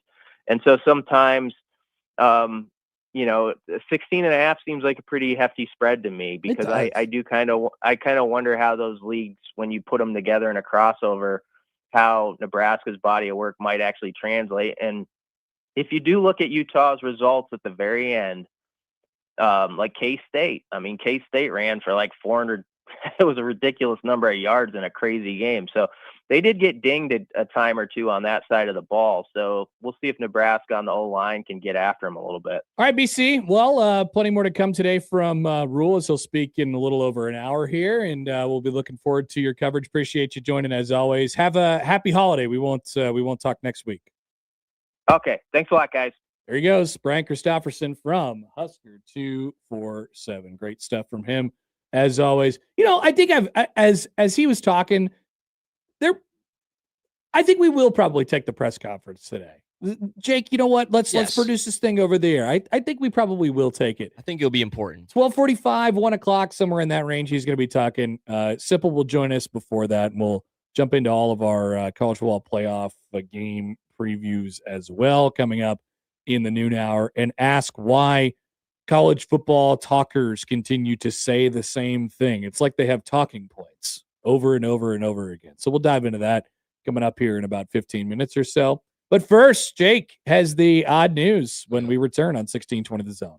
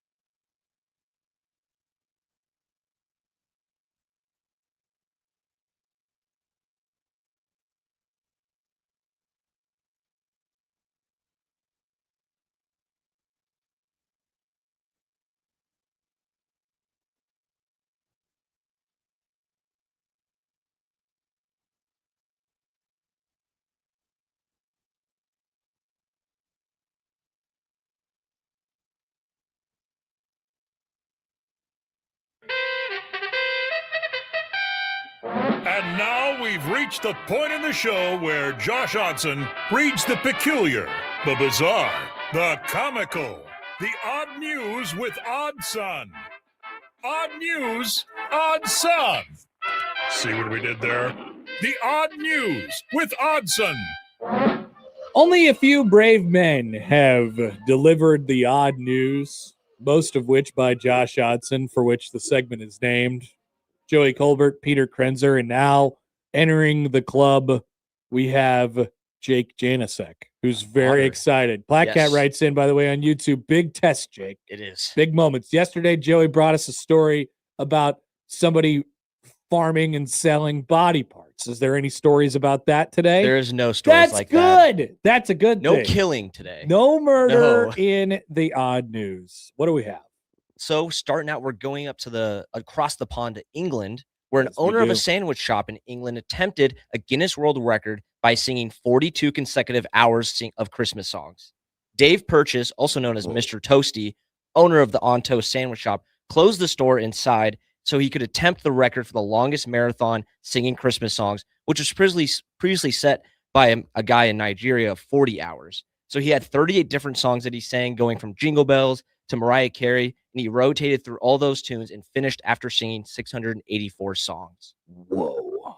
I'm seeing a picture of this man right now, and he looks exactly how you would look. Yep. If you were singing how many consecutive hours? 42 consecutive hours. Didn't lose his voice. Okay, Dave Purchase is his name. Spent almost 2 full days. He said he, quote, felt like he was hallucinating and was close to quitting at 32 hours. The 63-year-old Dave did not give up, though. He started the challenge last Wednesday night and finished a week ago today on Friday after singing 684 songs. I don't know why he closed down the store, though. Now why? Yeah, right. Yeah. I mean, don't you want to keep that open? I didn't realize this was at an open business. Yeah. It's his he's got one up shop. He's got one of those signs up there with him, like, you know, we have the 1620 the zone signs, like, hey, we're live on remote or whatever. He's got one of those that says Guinness World Record attempt Christmas song marathon. Join us for a 40+ hour nonstop Christmas song sing along, led by Gloucester's own Mr. Toasty, is what they're calling him. Followed by the final countdown aboard the Kathleen and May tall ship. And that is what he decided to do with 2 entire days of his life. Quote, I knew that if I could just keep myself awake, I keep myself physically focused, then I could get through this. It is a world record, and this is what they are about. You literally push yourself to the actual limit to actually achieve that record. So how he did it was he chose 38 songs, 38 different songs, which he repeated 18 times apiece for his total of 684. Step Into Christmas, Jingle Bells, Last Christmas. And to abide by the world records each hour, Dave could only have a 5-minute break. Dang, that's it. Each hour, a 5-minute break. He also had the option. So take your pick, Jake. Would you have a 5-minute break every hour from singing nonstop Christmas songs? Or would you like to continue for 4 consecutive hours to earn a 20-minute break? Ooh, I think you have to do the 5-minute. I agree. You can't do that's just still too long. I agree completely. I agree completely. And then you have the however many seconds between songs. Between each song, he could take a break of only 20 seconds. So last Friday at 6 p.m., he finished the challenge and he said, quote, I started to sing and I used to sing for hours when I was a kid. I told myself I could do this because I know I could sing for hours. Singing used to be my passion. I did cruise ships and theater, so I had a background in singing. What does that mean? Dang. There you go. Shout out Mr. Toasty. Well done by him. And he broke the previous record of 31 hours. Like you said, I like this guy. Yeah. I like his vibe. I like what he's cooking, and I'm glad he got the job done. All right, we're going now to the Golden State, where animal service officers came to rescue 2 reindeer that escaped from a transport trailer and went running loose on the 5 freeway in Los Angeles County. LA Animal Services said the 2 animals named Cookie and Noel escaped from their trailer Saturday on the 5 freeway near the 118th freeway in the San Fernando area. The 5. Yep. The reindeer were rounded up by animal service officers with help from the California Department of Transportation and members of public. They said both were transported to their West Valley Animal Center for examination and care. Afterwards, were released and reunited with their owners. Wow. Yeah. If you saw, like, would you even notice if you saw, like, I guess it would be pretty out of place in LA. I guess I don't know LA's deer situation. Do you think LA has a I significant? don't know if they have a lot of deers. Maybe like in That's a some. poll question. Yeah, that could be a poll question. Does California have deer? Does California have a deer? Does LA have a deer situation? I like that. That was good. But I guess I'd be pretty surprised, and I'd be especially surprised if it was a reindeer. Yeah. Obviously, Cookie and what was the other name? Noel. Cookie and Noel.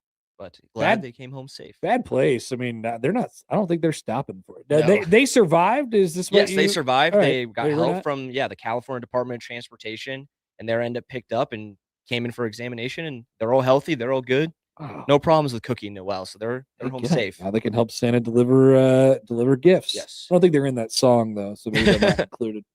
All right. Alrighty. So I've kind of been doing a Christmas theme with a lot of this, and my last one is also a Christmas Love one. a good theme, But this one Jake. kind of can have a good conversation with it. So, several people dressed as Santa and a group of masked elves were filmed at a grocery store in Montreal on Monday night, filling up carts with food. While seemingly festive, the group left the grocery store without paying. Montreal police spokesperson Caroline Shefferfils confirmed an investigation is on their way in a connection with a shoplifting at a large retail store. So this is a group that goes by, well, they go by something French, but it's Robin of the Alleys, a nod to Robin Hood, where they basically kind of stole these groceries and then took them to like different food places, different homeless shelters, and did it that way. They Whoa. viewed it as a great food drive.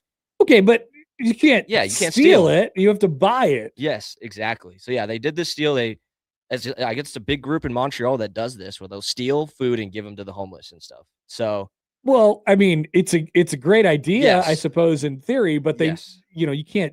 I don't think you could do that. no, So, did they try to do it in? Wow, look at this. Okay, so they claimed responsibility for the heist. The group said the stolen food worth around $3,000 was redistributed under a Christmas tree in in Montreal, with leftovers going to various community fridges. The group described the raid as a quote great food drive and a political call to action. In a statement posted on social media, the group justified its actions by saying that people struggle to make ends meet. Supermarket chains are using inflation as a pretext to raise all prices, while all the while making record profits. Quote, a handful of corporations are holding our basic needs hostage. Oh, so they're basically using this as an aware, like it's a protest. yes, but you can't steal $3,000 worth of groceries. But I mean, think that was the point, though. From Yeah. what it seems like, they're like, we're going to steal this, and then when they catch us, and when they say, "Hey, you can't do that," just to give it to people who are less fortunate, and they would immediately say, "Well, you guys are basically stealing from us. You guys are using inflation as a reason to continue to make more profits and stuff like that. I have a problem with the system." And frankly, it's an interesting idea. Yes. It's a decent protest. It may have worked. Now, the only loser here is potentially the less fortunate. Did they get their groceries taken away? ooh, I wonder. Well, they put them under trees. Okay, so I'm seeing a photo here of a they bunch were of like they were stuff in- consumed. Yes, it seems like they were consumed. I just and- don't want I just don't want anybody who is at a local shelter or something like that thinking that $3,000 of food is coming their way, and then all of a sudden it's not, because it's seized because it was involved in a heist from Yeah. a grocery store. That's what we don't need. Well, I'm kind of reading here. It looks like the city's saying like they do enough. I guess they donated $1.15 million of food banks in 2025. There you go. So they have been doing it. Maybe these Robin of the Alleys are just still not happy with it. Montreal police said Thursday that they are reviewing videos of the incident, but that no arrests have been made. They basically ran in there and they said they can't arrest all of us.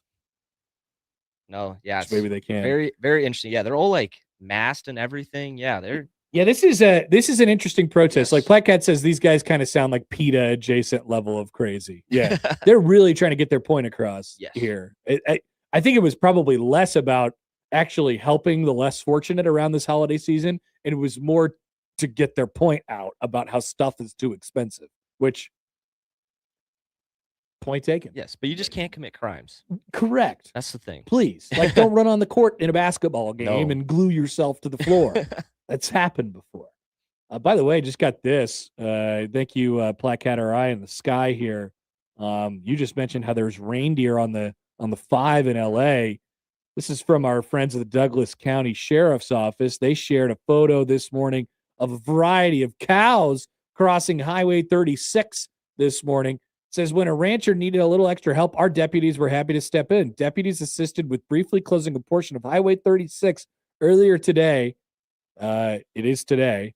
This just came out 10 minutes ago, so that a herd of cattle could cross safely.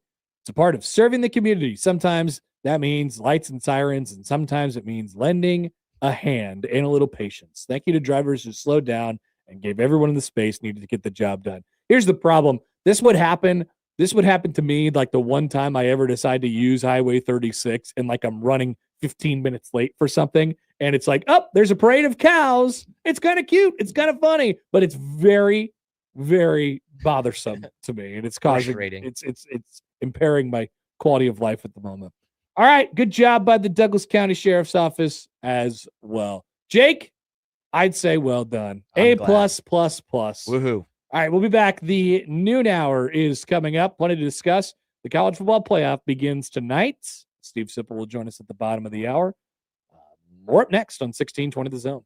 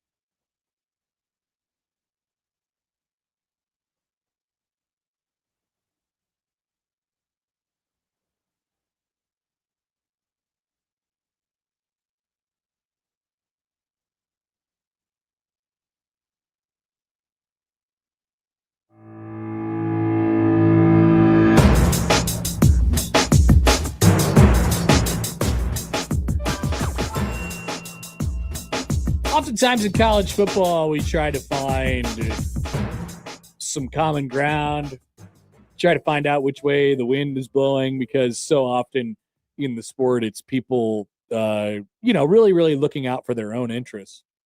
And I get the sense that that is a little bit the case here, as I've seen a consistent stream of college football reporters / talkers, people who have big microphones in front of their face who talk about college football for a living and are among the biggest voices in the sport. They're all saying the same things right now. And it's really got my conspiracy theory ears up. So Nick Saban is the latest added to this conversation, which maybe they got him, Big college football ESPN conspiracy got Nick Saban. He does work for ESPN after all. He said on the Pat McAfee show yesterday this, quote, "Would we allow the winner of the AAA baseball league, the International League, I don't even know the name of it, would you let them into the World Series? That's the equivalent of what we do when James Madison gets in the playoff and Notre Dame doesn't. I don't want to start any bleep here, but ... These guys ought to have their own playoff. Just give them the money. Each school gets $4 million for playing the first round. Just give them $4 million and put Notre Dame in." What a sentence.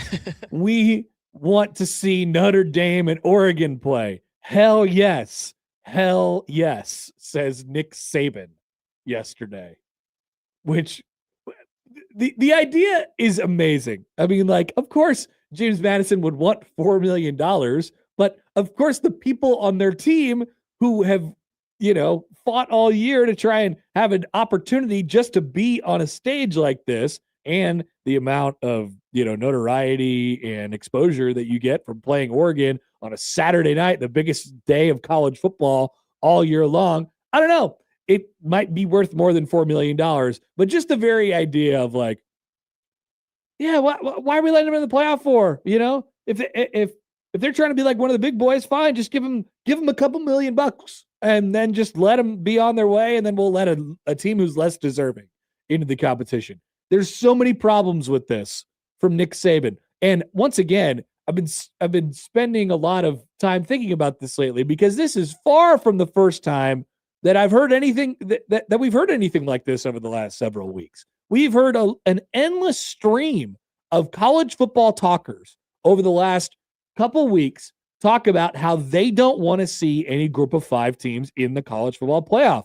They don't want to watch it.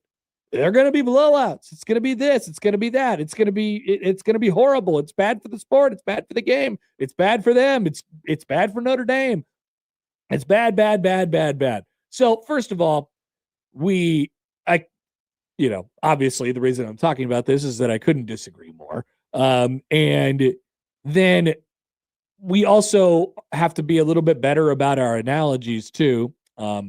Nick Saban saying it's like putting the champion of the International League, which was, by the way, in 2024, the Omaha Storm Chasers, in the World Series against the Dodgers or something like that. First of all, it's not like that. It's more like, if you're making a baseball comp, it's more like the teams with significantly less payroll making it to the playoffs, making it to the World Series, doing. Now it's a little bit different because everybody in Major League Baseball everybody plays each other and everybody's theoretically on the same playing field as far as that's concerned. But at the same time, it is definitely not like AAA to major leagues, because there is no world where there's a game between the Omaha Storm Chasers and the Los Angeles Dodgers on the schedule in the regular season. Tulane plays Power 5 teams. In fact, the team that they're playing in the playoff, they already played in the regular season. And James Madison plays Power 5 teams in the regular season. So they cross paths. They're in the same sport. They are under the same umbrella as far as that's concerned. If this is your argument to make it to split off into to group of 5 or to a Power 5 Super League or something like that, because I feel like there's a twinge of that and that's where we're all headed, then, I don't know what to tell you. But if you want that, just say it. But if you're making a baseball comparison, it's like the Rays being in the World Series. It's like the Royals being in the World Series. When it's like any small market teams going and competing with these teams in the postseason. And guess what happens? A lot of the times they lose, but sometimes they win, and sometimes they're if you play it out, if you have a larger sample size, baseball is such a vastly different sport than football because it's very difficult to achieve sample size in the sport of football. But it just goes back to my main thing. We are way too reactionary. We are way too reactionary in college football. There will be a time where one of these group of 5 teams will beat one of your precious little blue bloods, and then the sport will have a meltdown. I think because of it, and they'll want to keep all the schools out and whatever it might be. Nobody really complains in football. I'm not complaining that these teams are in this is all new. Cinderellas are fun. I'm not complaining that these teams are in the playoff. Yeah, Klatt said something like that the other day. Oh, that Klatt take was horrible. The NCAA tournament sucks. And he walked it back, by the way. Yeah, he did. I was like, stand on business. I watched this video. He was like, oh, I didn't mean to say I didn't have my morning coffee. It's like, all right, Joel Klatt. Is that what he said? Yeah, he said that. He's that like, oh, I didn't have my excuse. coffee, didn't have this. Like the way he was talking, he was like, it was early. I was Yeah, like, you can't say that. Earn their way there, man. I don't know what to tell you. And I just because what's going to happen is Tulane and James Madison are going to get destroyed on Saturday. It's going to happen. I would really prefer it not to because of all the conversation about in this sport over the last couple days and weeks here. I would really prefer it to not happen, but they're going to lose. They're going to lose by multiple touchdowns, and people will be uninterested in the game. And then these same people will take this result and they will say, see, wouldn't it have been better if Notre Dame was in there? Of course it would have been. Wouldn't it have been better if the Bucks made the playoff instead of the Panthers? Sure, of course. It's more attractive to watch. But guess what? You earn your way in. That's the sport. It is inclusive. And it's been somewhat of a controversial term lately, but you have to have a way for the group of 5 teams to have access to the playoff, especially if we live in a world where they're playing each other. If they're not playing each other and they live in separate universes and the Power 5 splits off from the group of 5, then fine. Obviously, it makes sense for the Power 5 to have their own playoff and for the group of 5 to have their own playoff. But they play each other. They're under the same rules as everybody else. They just have less at their fingertips, much like some baseball owners have less at their fingertips. And so they have to operate in different ways. And they still find a way, because they have good coaches and they have a good system and all these different things, they still find a way to be able to win their conference, be good enough to make the playoff, and then be in it. Yeah, I think we keep getting a glare off of the sun out there. It is nauseating, this conversation here. Oh yeah. Over the last couple of days. And everybody I feel like everybody is sort of, lost their mind in this topic, and there's a lot of people commenting in now, so I want to get to a few of these. Blackhead says Saban wants the Royals out of the MLB playoffs. He does, I guess. Wants teams that he only wants the bigwigs in the playoff. D'Lo writes in, he says, plays them and gets destroyed. Do we really need the Tulane Ole Miss rematch? No, we don't. We don't need it. It's not like I'm advocating for specifically Tulane to be in the playoff every year, or specifically whatever team to be in the playoff every year. But in the absence of undefeateds or one-loss teams that clearly deserve to be in the playoff more than the group of 5 teams. And by the way, we're not talking about any of this if the ACC wouldn't have screwed up their stupid tiebreaker in the first place, because there's only one group of 5 team in that scenario. And this isn't even a conversation. So I would look at the Power 5 and say, man, you got to get your stuff together before we start talking about all of this other stuff. Dwayne The Rock Hudson writes in, Saban works for ESPN. ESPN owns the playoff. ESPN wants to broadcast Notre Dame. not James Madison, because they could sell more ads. It's simple. Not like, like we all go conspiracy theorists on this. But there's no doubt it is. But I also think that these people are fans of the game, and they come from places that, Saban's at Alabama, and he knows as well as anybody how hard it is to play a really, really, really good team in his conference compared to a really, really good good group of 5 team, or Tulane or whoever it might be. But you have to stop listening to these people when they try to convince you that it's just plain and simple, we want to see the best teams in the playoff. That is an objective thing. You have to include everybody in this conversation, and everybody that would fall under the category of a deserving team, teams that have earned their way into the playoffs under the system, which is admittedly weird and inexact and all of those things. But you have to, not that you have to necessarily reserve a place for them, but they have to have a chance. They have to have a chance. And maybe if we weren't so damn reactive, if we weren't so like, oh my goodness, we have to change everything because this happened and this happened and this happened, maybe if it plays out twice every 10 years, once every 10 years, something like that, in this exact position that Ole Miss and Tulane are in right now, or that James Madison and Oregon are in right now, the team that you don't think is going to win wins. Because what you'll find is not all group of 5 teams are created equal. So this is a bad year to be having this conversation, because I'm not so sure either of the group of 5 teams that we have in the college football playoff this year are really all that good, and that's the unfortunate part, because I think people will look at this and they'll say, see what happened. But I can tell you for sure that 2017 UCF was good. I can tell you for sure that all those Boise, most of those Boise State teams were good. I mean, they beat Oklahoma. UCF beat Auburn, in their bowl game. And it's happened before where there's been upsets on the group of 5 to Power 5 level in New Year's 6 bowl games, in big bowl games and stuff like that. And we always use the bowl game excuse, which is what the SEC uses for everything anyway. But I think it's, so that's part of the conversation too, that I think we're a little bit, it's unfortunate that we don't have a real, like, a group of 5 team this year that everyone looks at and says, oh yeah, that's the one. Put them in. Now, Tulane deserves to be there.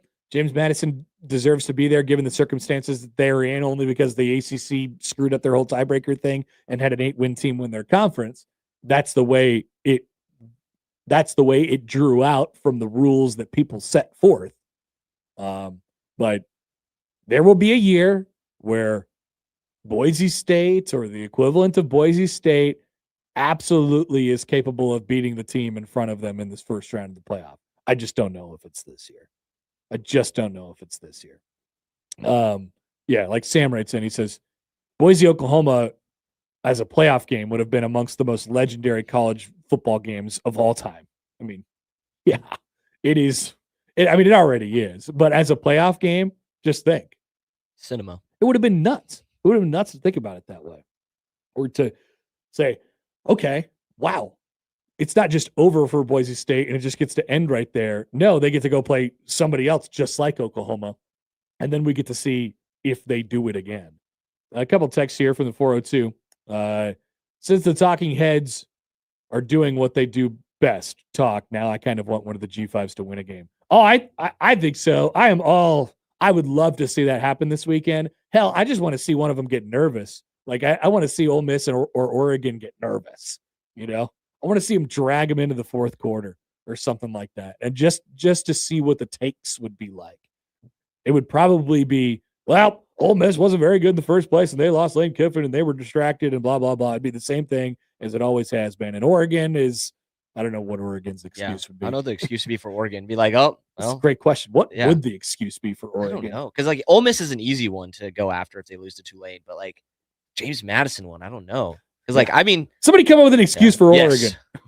Help us out. So here is a good segue. I saw this in the as we talk about the playoff games themselves now for a couple minutes before we talk to Sip. Maybe we'll do a couple of them here and a couple of them later. So the Athletic had this note in their preview.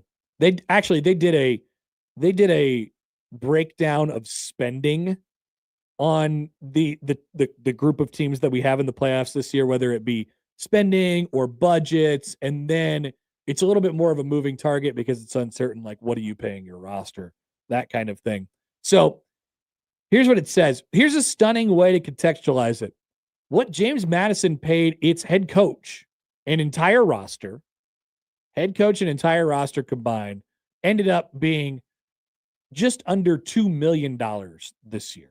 $2 million. I mean, already think about what I'm going to say next, right? Nebraska paid their coach $9 million or $10 million this year. I don't even know what it is anymore. And their roster's worth double that at least. And that's just the rev sharing. So they paid their entire roster and head coach this year $1.9 million. That is less than Oregon paid its defensive coordinator this year, Tosh Lupoy, who's now the coach, I believe, at Cal, which was $2 million. Dan Lanning's $10.4 million salary is 3 times James Madison's annual football operating expenses, which is $3.2 million. So that's how uneven the field is. And this is not a call for me to say, oh, you got to even the field or anything like that. No, this is just the way it is, the way we have it set up right now when these two teams live in the same world and they meet each other in a playoff game. But it is a bit of an uneven game, and that's what we're set up for on Saturday night. I don't really see it. I like I said, Tulane, James Madison, I just can't convince myself that they're going to be able to make anything happen in these games. I think in Oregon's case, they're just too physical. Are they capable of playing like the way that this happens for either of those teams is if the big dog, the Ole Miss and the Oregon in these cases, they play with their food a little bit. It's going to take some turnovers. When push comes to shove, all Oregon's got to do is win by 1, and I just have way too much confidence they're going to do that. And it's the same thing with Ole Miss. I don't really see it. I tried to. The only way this gets good is if the intangible mental factor, whatever gets in the way, all the stuff with Kiffin. But honestly, I think that works the other way for Ole Miss. I feel like Ole Miss will be properly motivated as a result of, they're going to say, hey, look, we're going to do it for us and the people that are still in this room and all those things. And when you think about it from a football perspective, they could win whichever way they want to. Tulane's no slouch, I guess, but if it ever gets close, Ole Miss can really lean on them in the run game and they can kind of choose their way. But once again, it wouldn't be the first time that one of these teams in Ole Miss and Oregon's position just kind of sleptwalk a little bit, just a little bit. And, Ohio State is guilty of it all the time, against the competition, the quality of competition that they play. SEC teams are guilty of it all the time. I mean, look at Texas A&M was down 28-3, this year to South Carolina, right? So everybody is capable of doing it from time to time. When you look across the field from you and you say, oh boy, I'm not sure what type of team we're playing them, or you look at their size, you're like, oh, we're going to run over these guys today. No concern about it. But when push comes to shove, if this thing gets close, I have a fair amount of confidence that both these teams, Oregon and Ole Miss, will be able to win with their talent and with their physicality. When we have some time in the 1:00 hour, we'll talk about Oklahoma and Bama and Texas A&M and Miami, which are far and away the two more interesting games in the first round. Oklahoma and Alabama tonight in Norman. But let's take a quick time out. Steve Sipple is coming up on the other side. It's been a busy week for Sipple. We'll get in touch with him right before the Matt Rule press conference, and we'll do that after this on 1620 The Zone. But first, football season is in full swing, and however you'd like to get in on the action, you could do it on Underdog right now in Nebraska. This season, you can make team picks and player picks. Just download the app, sign up, and you'll get $75 in bonus entries when you make your first $5 fantasy entry. Using Underdog is easy. Just pick whether your favorite team will win or if your favorite players will go higher or lower on stats like touchdowns, receiving yards, interceptions, and more. Plus, with Underdog's ultra-fast payouts, you could get your profits in a snap. So download the app today and use promo code HAPPER1620 to score $75 in bonus entries when you make your first $5 fantasy entry. Player picks, team picks, all on Underdog. Crypto.com predictions powered by Underdog Predict. Trading derivatives involve risk and may not be appropriate for all. For more information, visit nadex.com/rules and underdogfantasy.com/rules. For Crypto.com predictions, the term pick refers to a product traded on CDNA. Must be 19 plus and present in Nebraska.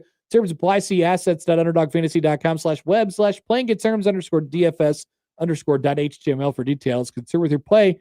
Call 1-800-GAMBLER or visit www.ncpgambling.org.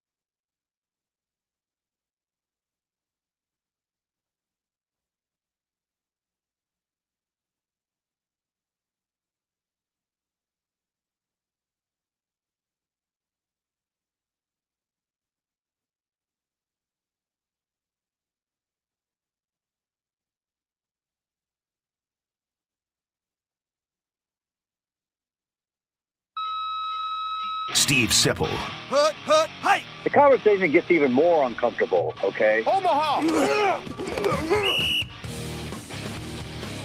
Steve Sipple on the Connor Happer Show on 1620 The Zone.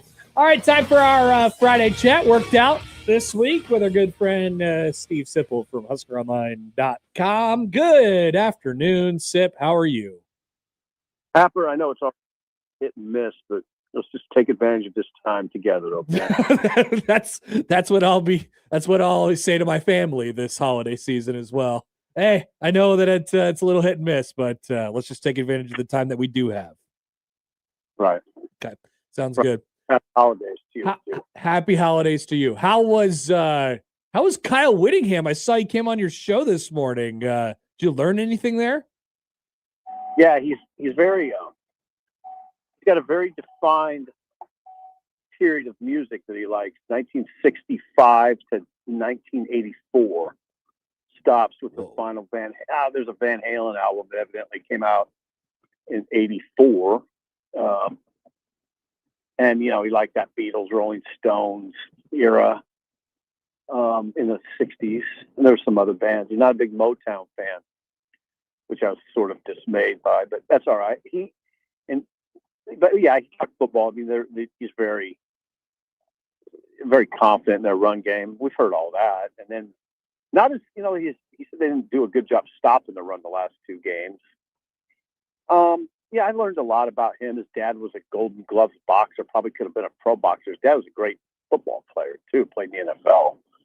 Well, he covered a lot. He covered, obviously, a lot of ground. He knows Bill really well. Bill coached with him. Right. He knows everybody. Yeah, Bill knows a lot of people, and he's good friends with Kyle Whittingham. And did you ask him if he ever had any interest in coming to Nebraska to be the coach? God, Happer. You know what? I did. I mean, it's such a sort of, so many ships have sailed since that time. I know. No, I didn't. I mean, I could have told him that story. I wanted Kyle Whittingham to be the coach like 3 different times, and then they hired somebody else. Yeah. I didn't ask him, and I think he would have been excellent. Obviously, I mean, come on, not exactly insightful comment. He's had a great career. All right, Sip. Let's get into this week. So the big news is Dylan Raiola headed out. A lot of talk about a lot of use of the word or the term mutual separation these days. Yeah. We've learned to crack open the mutual separation. How would you describe the terms on which Dylan Raiola left and how Nebraska left it with him? Yeah, I'd say it was a mutual separation. I do think it's like a lot of relationships, especially when there's money involved. It gets kind of complicated, and I guess the best way to say it is from the Raiola standpoint. I'll just say it from the two standpoints, okay? Yeah. From the Raiola standpoint,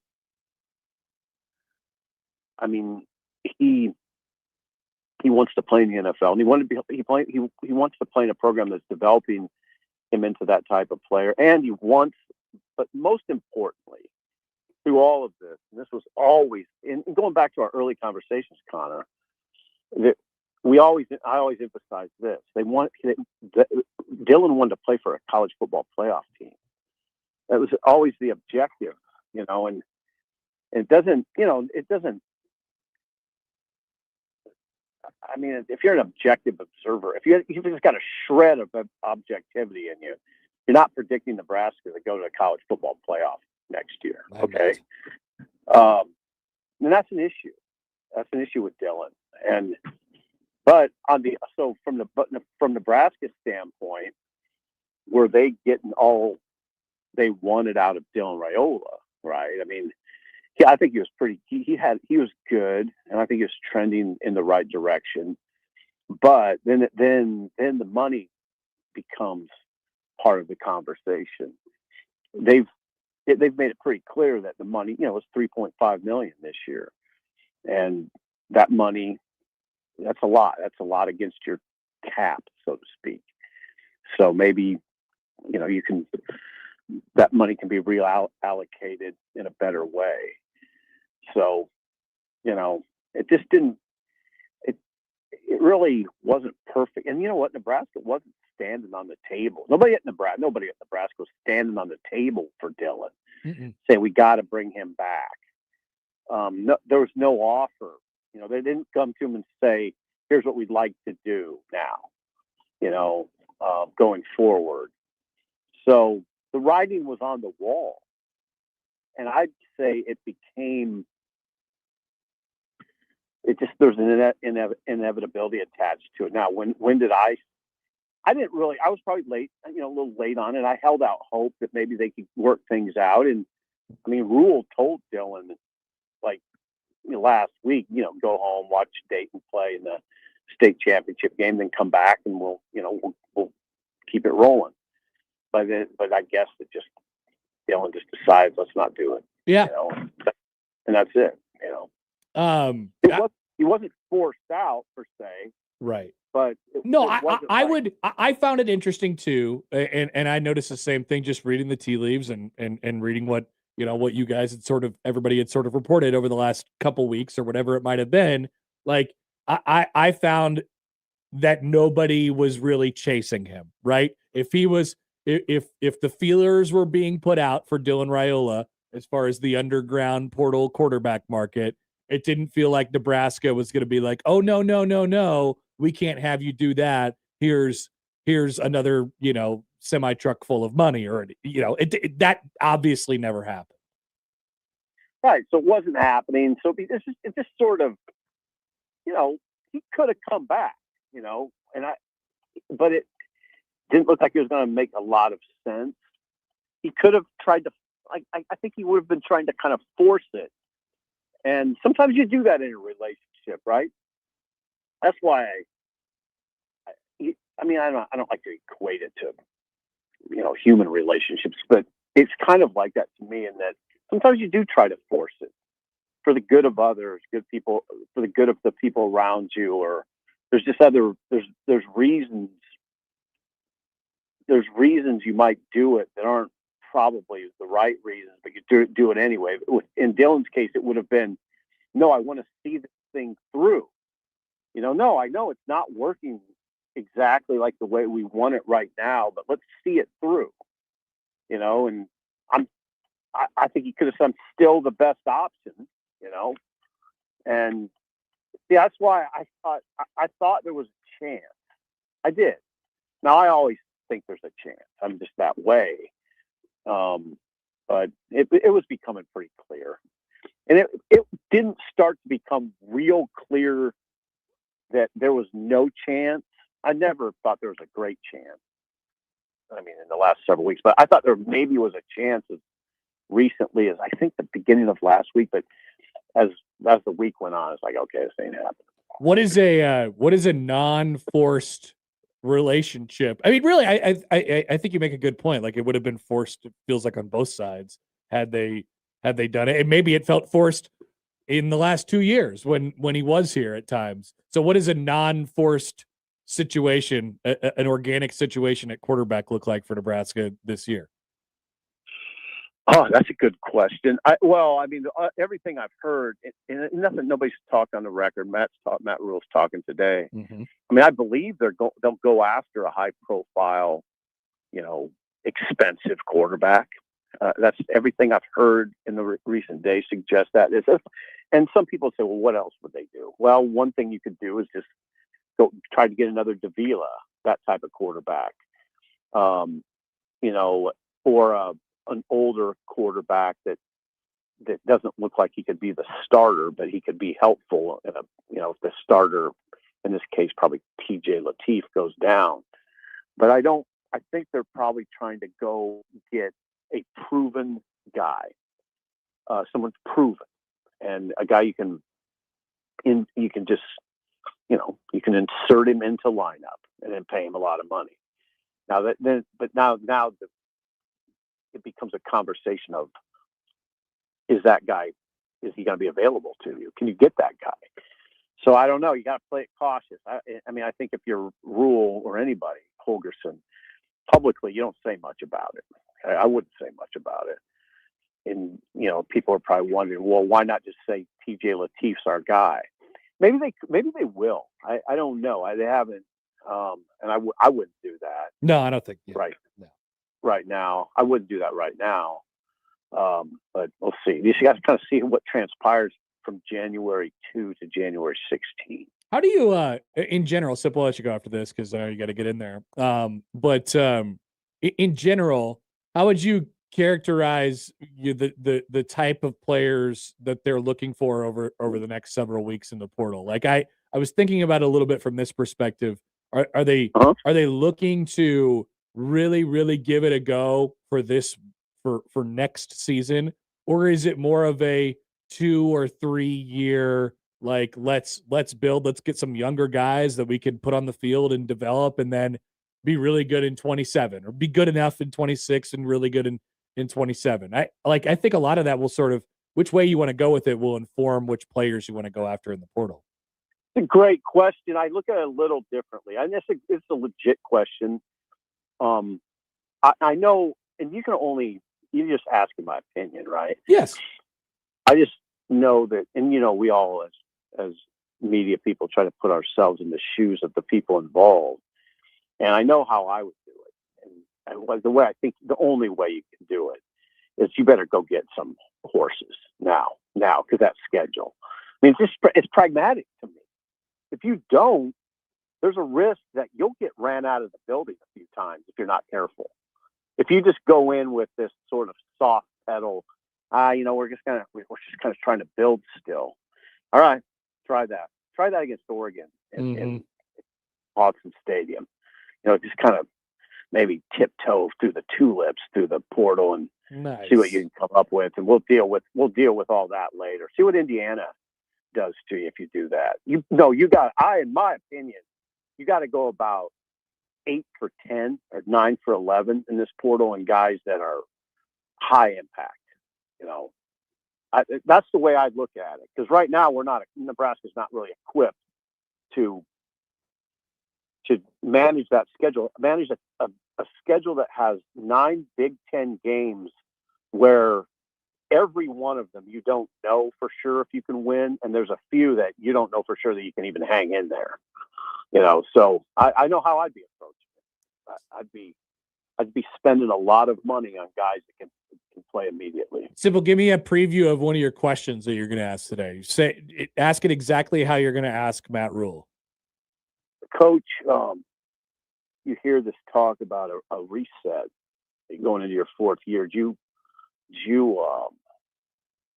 How are you with that word reset?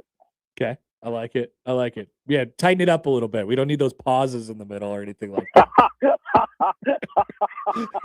You tighten it up a little bit, Happer. Tighten it up. All right. See you later.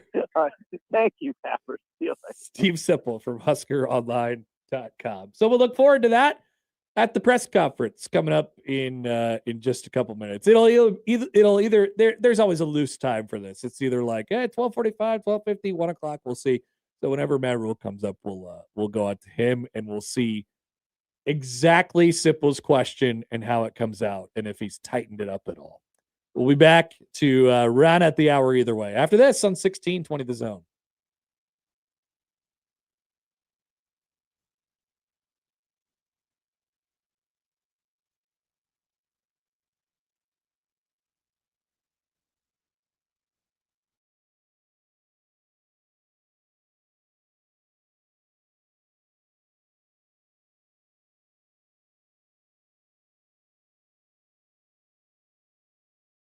Woodhouse Buick GMC. We are professional grade. With approved credit, must own and trade in a 2011 or newer vehicle. Tax, title, license extra. $299 doc fee due at signing. Offer applies to select stock numbers. Stock number V260188. Offer expires January 2nd, 2026. See dealer for details. Guess what you could be getting as a gift this year? Another year of free oil changes? Nope. I'll give you a clue. Onk, onk. I don't know. 6 geese a laying? No.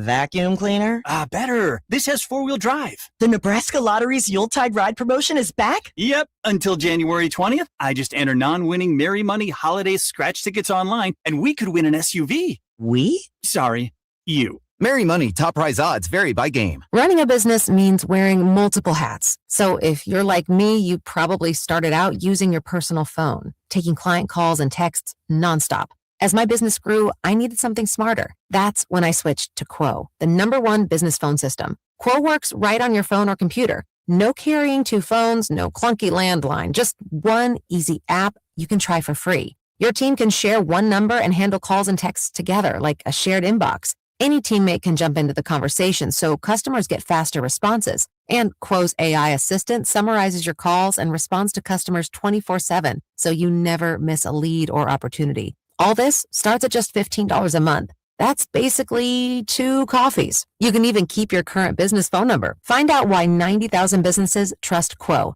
No missed calls, no missed customers. Try Quo for free at quo.com/sports. That's quo.com/sports to try Quo free. QUO.com/SPORTS. Get into the holiday spirit with the Creighton Blue Jays. Make CHI Health Center Omaha your destination this season. Grab the holiday 3-pack and score tickets to 3 great games: Marquette, Utah Tech, and Butler, all for one low price. And if you've ever wanted to feel the roar of the student section, now's your chance. With the Student for a Day ticket offer, you'll get a commemorative t-shirt and a seat right next to the action while students are on break. Don't miss out. Visit GoCreighton.com to lock in your offers and check out all upcoming events. Actual price will depend on product and subscription plan. Featured products are compounded drug products, which the FDA does not approve or verify for safety, effectiveness, or quality. Prescription products require an online consultation with a healthcare provider who will determine if appropriate. See website for details, restrictions, and important safety information. Want a boost in and out of the bedroom? Hims has you covered. Introducing a new 2-in-1 approach to level up your game. Tadalafil for better bedroom performance and zinc for testosterone support. Put it all together and you've got what you need to turn things all the way up. Getting started is simple. Just go to hims.com/radio to start your free online visit. Through Hims, you can access ED treatments including pills, chews, and more. 100% online. No office visits, no pharmacy lines. Just fill out a simple intake form and a licensed medical provider will determine if treatment's right for you. If prescribed, it ships free and discreetly to your door. Find affordable treatment options at up to 95% less than brand names at hims.com/radio. That's hims.com/radio. HIMS.com/RADIO. Email unsportsmanlike conduct on the Equitable Bank Zone Inbox with whatever is on your mind, from your hot takes to what you think is one. The Zone Inbox is brought to you by Equitable Bank. We take banking personally. We want to hear from you on the Equitable Bank Zone Inbox. Sloman's Home Security has an exclusive deal, a free home security system with free professional installation and 24/7 central station monitoring when you use their low-cost central station monitoring. That's right, free system and professional installation. Dial pound 250 on your cell and say keyword Sloman's. Your system includes a touchscreen keypad, 3 door or window sensors, a motion detector, notifications, and remote keypad access, so you can check in anytime from anywhere. You can't put a price on peace of mind. At Sloman's Home Security, we believe every family deserves to feel safe because protecting what matters most shouldn't be complicated or expensive. Dial pound 250 on your cell and say keyword Sloman's to get your free home security system and professional installation today. Sloman's Home Security, protecting families nationwide. Dial pound 250 on your cell and say keyword Sloman's. That's pound 250, keyword Sloman's.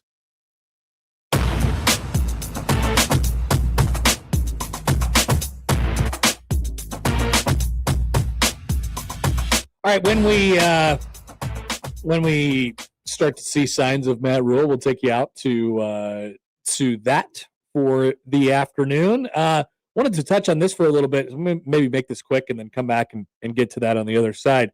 Yesterday, big news in the Big Ten.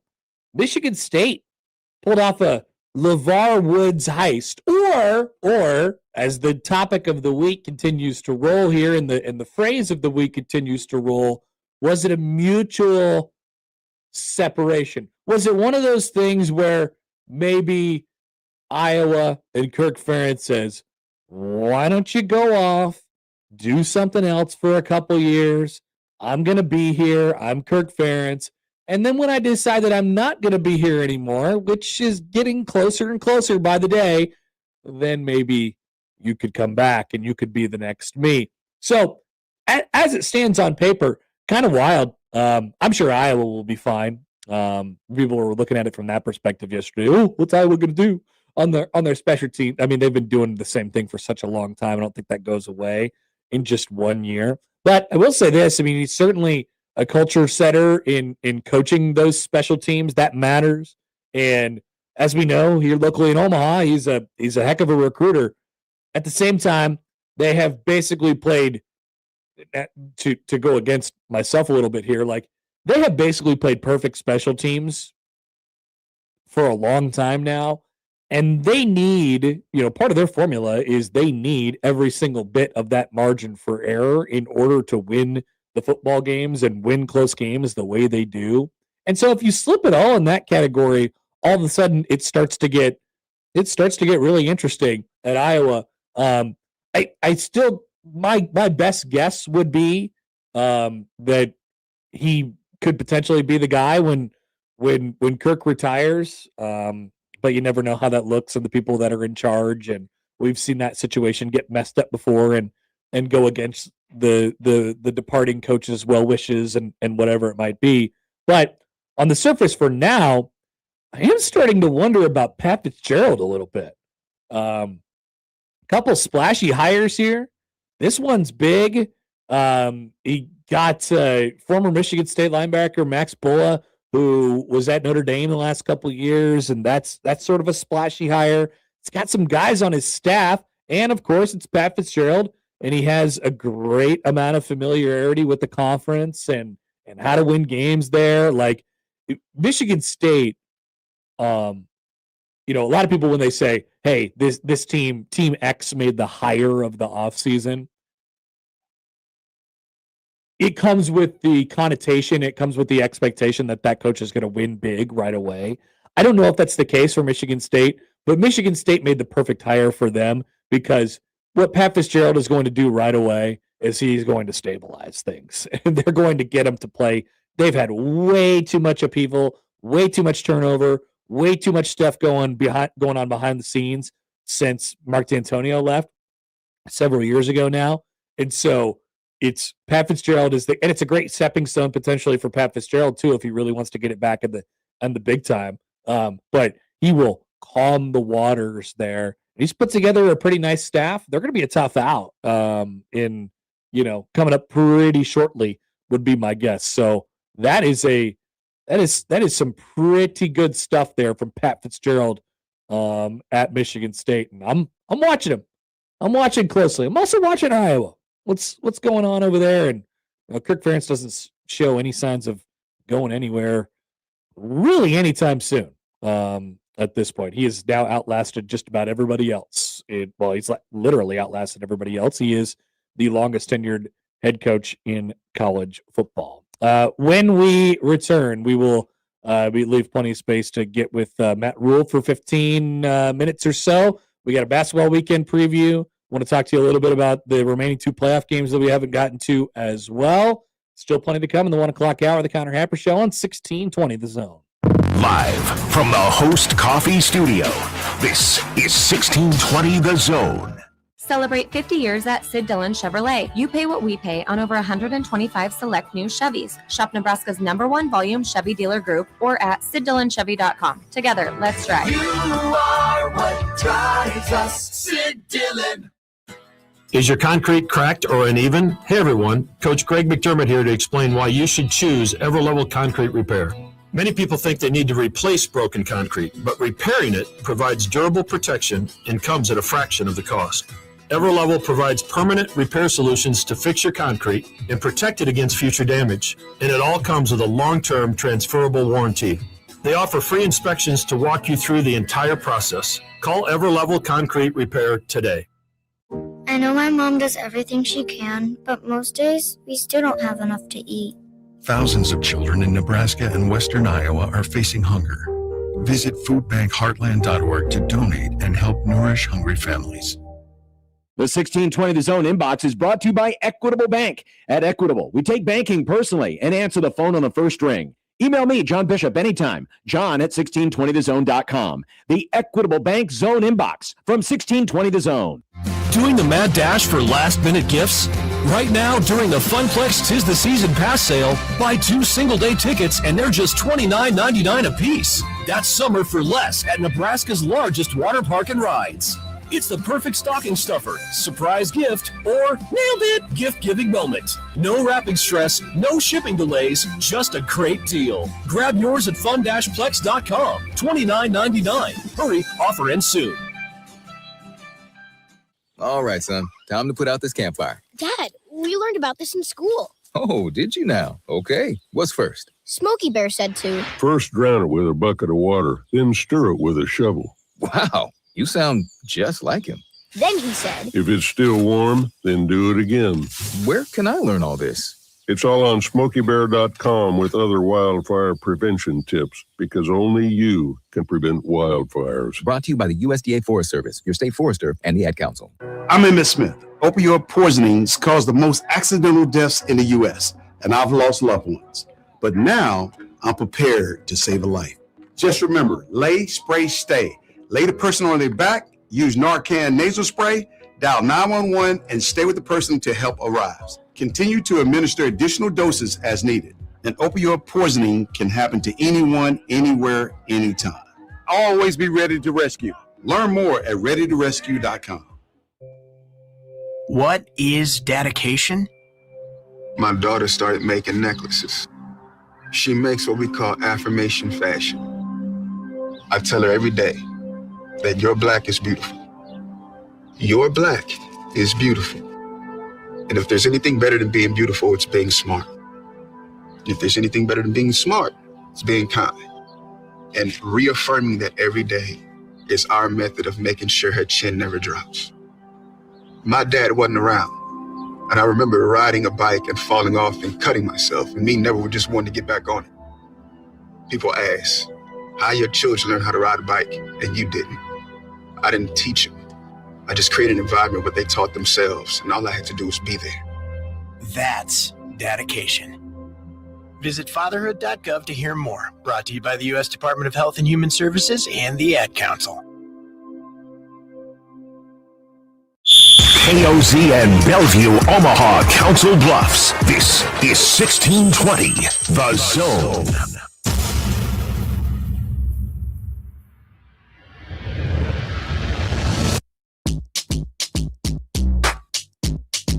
All right, welcome back. 1 o'clock the hour here, the Counter Happer Show on 1620 The Zone, 1620thezone.com. Not yet 1 o'clock, but we're getting there. Counting the minutes here. Counter Happer, Jake Janasek with you today. Never a dull moment here at NRG Media. 50th and Dodge, which we get the, if you're watching along with us on the stream, we get the lovely window. There is Dodge Street with traffic moving right there. During the break, we heard, we tend to hear things from time to time that happen right outside of our window, just right out here in front of the station. And it's you'll hear big trucks coming by and go, you could kind of feel it come by. That's how close we are to the road here. And so it gets your attention when you hear an extended honk of the horn and then followed immediately by a sound of crunching metal, which is exactly what happened during the break. And as I heard the crunching metal, I took just a brief guess in my head as to what had happened.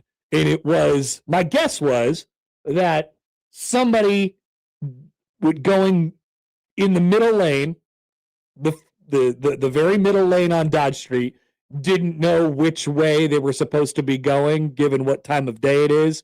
Sure enough, I look out into the middle of the intersection right here in front of our parking lot at NRG Media Omaha on Dodge Street. There are two cars face to face with minimal damage. Two cars face to face. They had just hit each other, going directly at each other in the middle lane on Dodge Street. Absolutely fantastic. No Plaquette. Nobody was turning left. It was literally, it didn't look like it anyway. I mean, if I look at it right now, and it's just two cars directly facing each other with no sign of anybody turning at all. I just had a buddy who texted me. He said, I was just driving by, like that had to have happened right behind me. Yeah. Did they get it cleaned out? Well, Jake, you can't like talk, I don't think right now, but like, did they get it cleaned out? Or are they still sitting there? Still sitting there? Okay. Interesting. Yeah. Two cars enter, one car leaves, a second car has crashed. Yep. So by the way, just public service announcement to everybody. Westbound is available for the middle lane on Dodge Street from the hours of 9 o'clock a.m. onward. 9 a.m. onward, westbound is open. So if you are driving eastbound in the middle of the lane, say at 1 o'clock in the afternoon, chances are a car is going to come up and, probably run into you and wonder why you were in their lane. And that is exactly what just happened outside of our walls. We will continue to wait on Matt Rule here as his press conference is coming up. This will be the final availability in Lincoln before the bowl game. They'll head out to the bowl game site in Vegas next week, have a couple practices. People will be talking there, and then Nebraska, I think they're heading out late next week. We'll get the travel plans, I'm sure, straightened out. I think maybe it's actually next weekend. So they won't do any availability next week with people gone and Christmas and all those things. And then the bowl game will be on Wednesday, the 31st in Las Vegas. So while we're waiting for Matt Rule, let's get to a couple more of these playoff games. By the way, J-Man writes in, Happer, NRG Director of Traffic. Now, Jake has some built-in stuff for his traffic report later on this afternoon. So, which is fantastic. I'm Jake Janicek, eyewitness to a crash on 50th and Dodge. Thank you. This has been your traffic update. The other two playoff games, we got good ones. We got a good one tonight. Oklahoma and Alabama. If you think close games come down to turnovers and explosive plays, well, which I think it's going to be a close game, and I do think that, for the record. I think Oklahoma knows how to get turnovers. It seems like no way to live, but knows how to get turnovers. It is a skill, and it is a style that they play. And on the other side, I think Alabama is quite a lot better at explosive plays on offense. With that being said, Oklahoma's offense has gotten a little bit healthier with Mateer just progressing week by week. But I'll just, if I'm making a pick here, it's this. I just like how the Sooners are trending more so than the Tide are at this point. And I'm sure that is the thought from many gamblers as well, because, oftentimes we go off of the last thing that we saw. And the last time we saw Alabama was them getting absolutely smoked by Georgia in the SEC championship game a couple weeks ago, and it was not close. And so your thoughts probably change, and your ideas probably change on what exactly that looks like. So I understand that this will probably be, I guess I could look this up, or maybe I can get some help on it. This will likely be the public pick. But I am gonna take Oklahoma to win this game ever so slightly. I think we're in for a really, really good one tonight. The Sooners are 1.5 favorites at home for their first ever college football playoff game on campus this evening. And then Texas A&M and Miami tomorrow morning.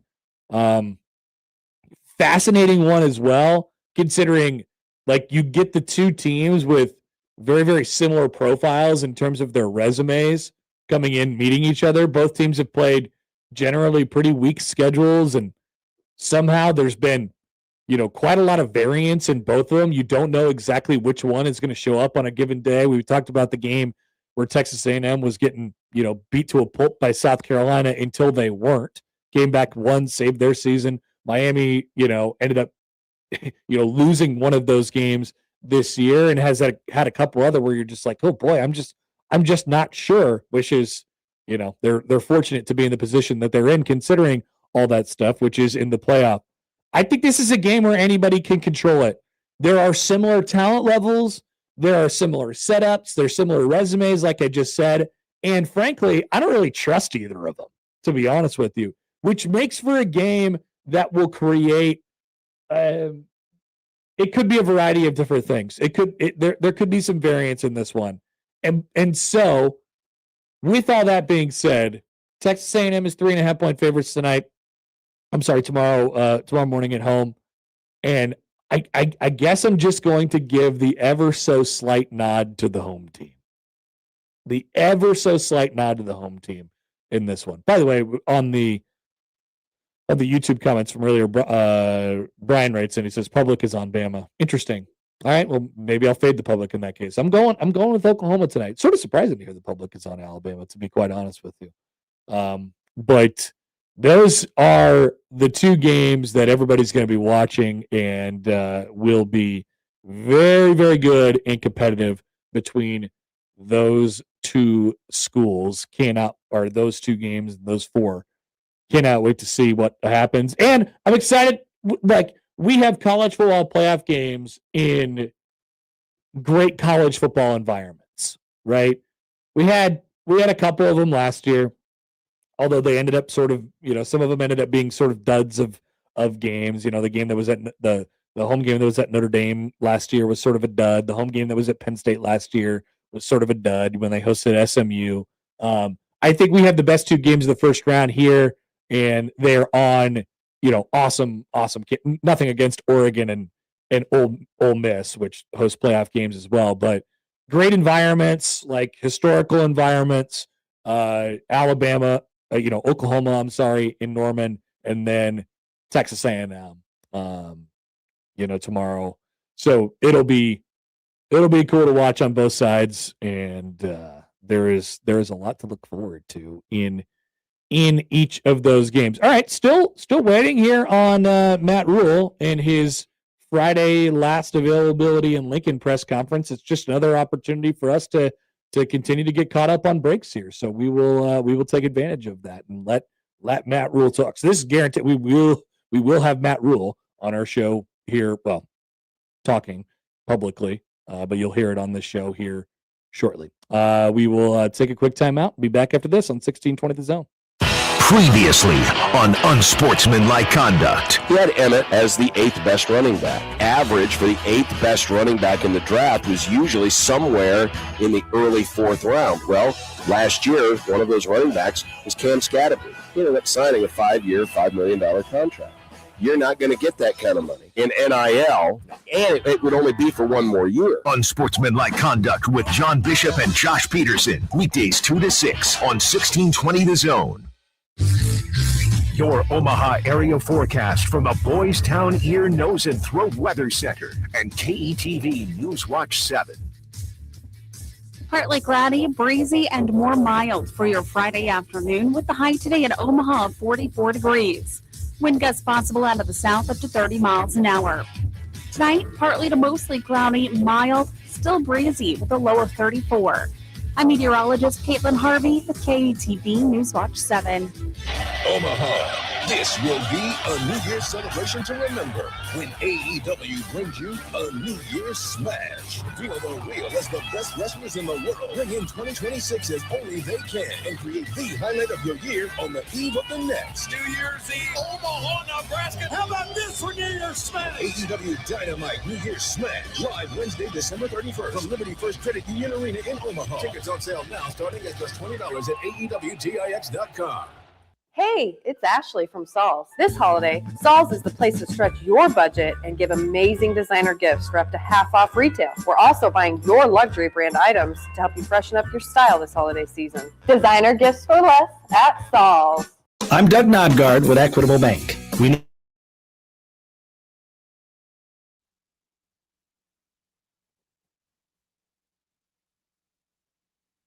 Because more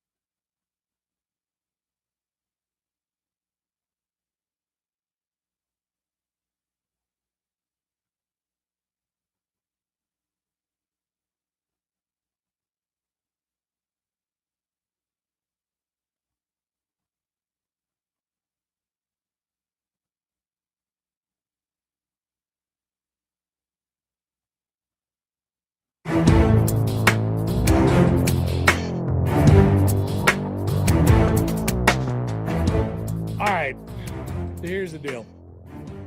Nebraska's not streaming the press conference today, so we're not either.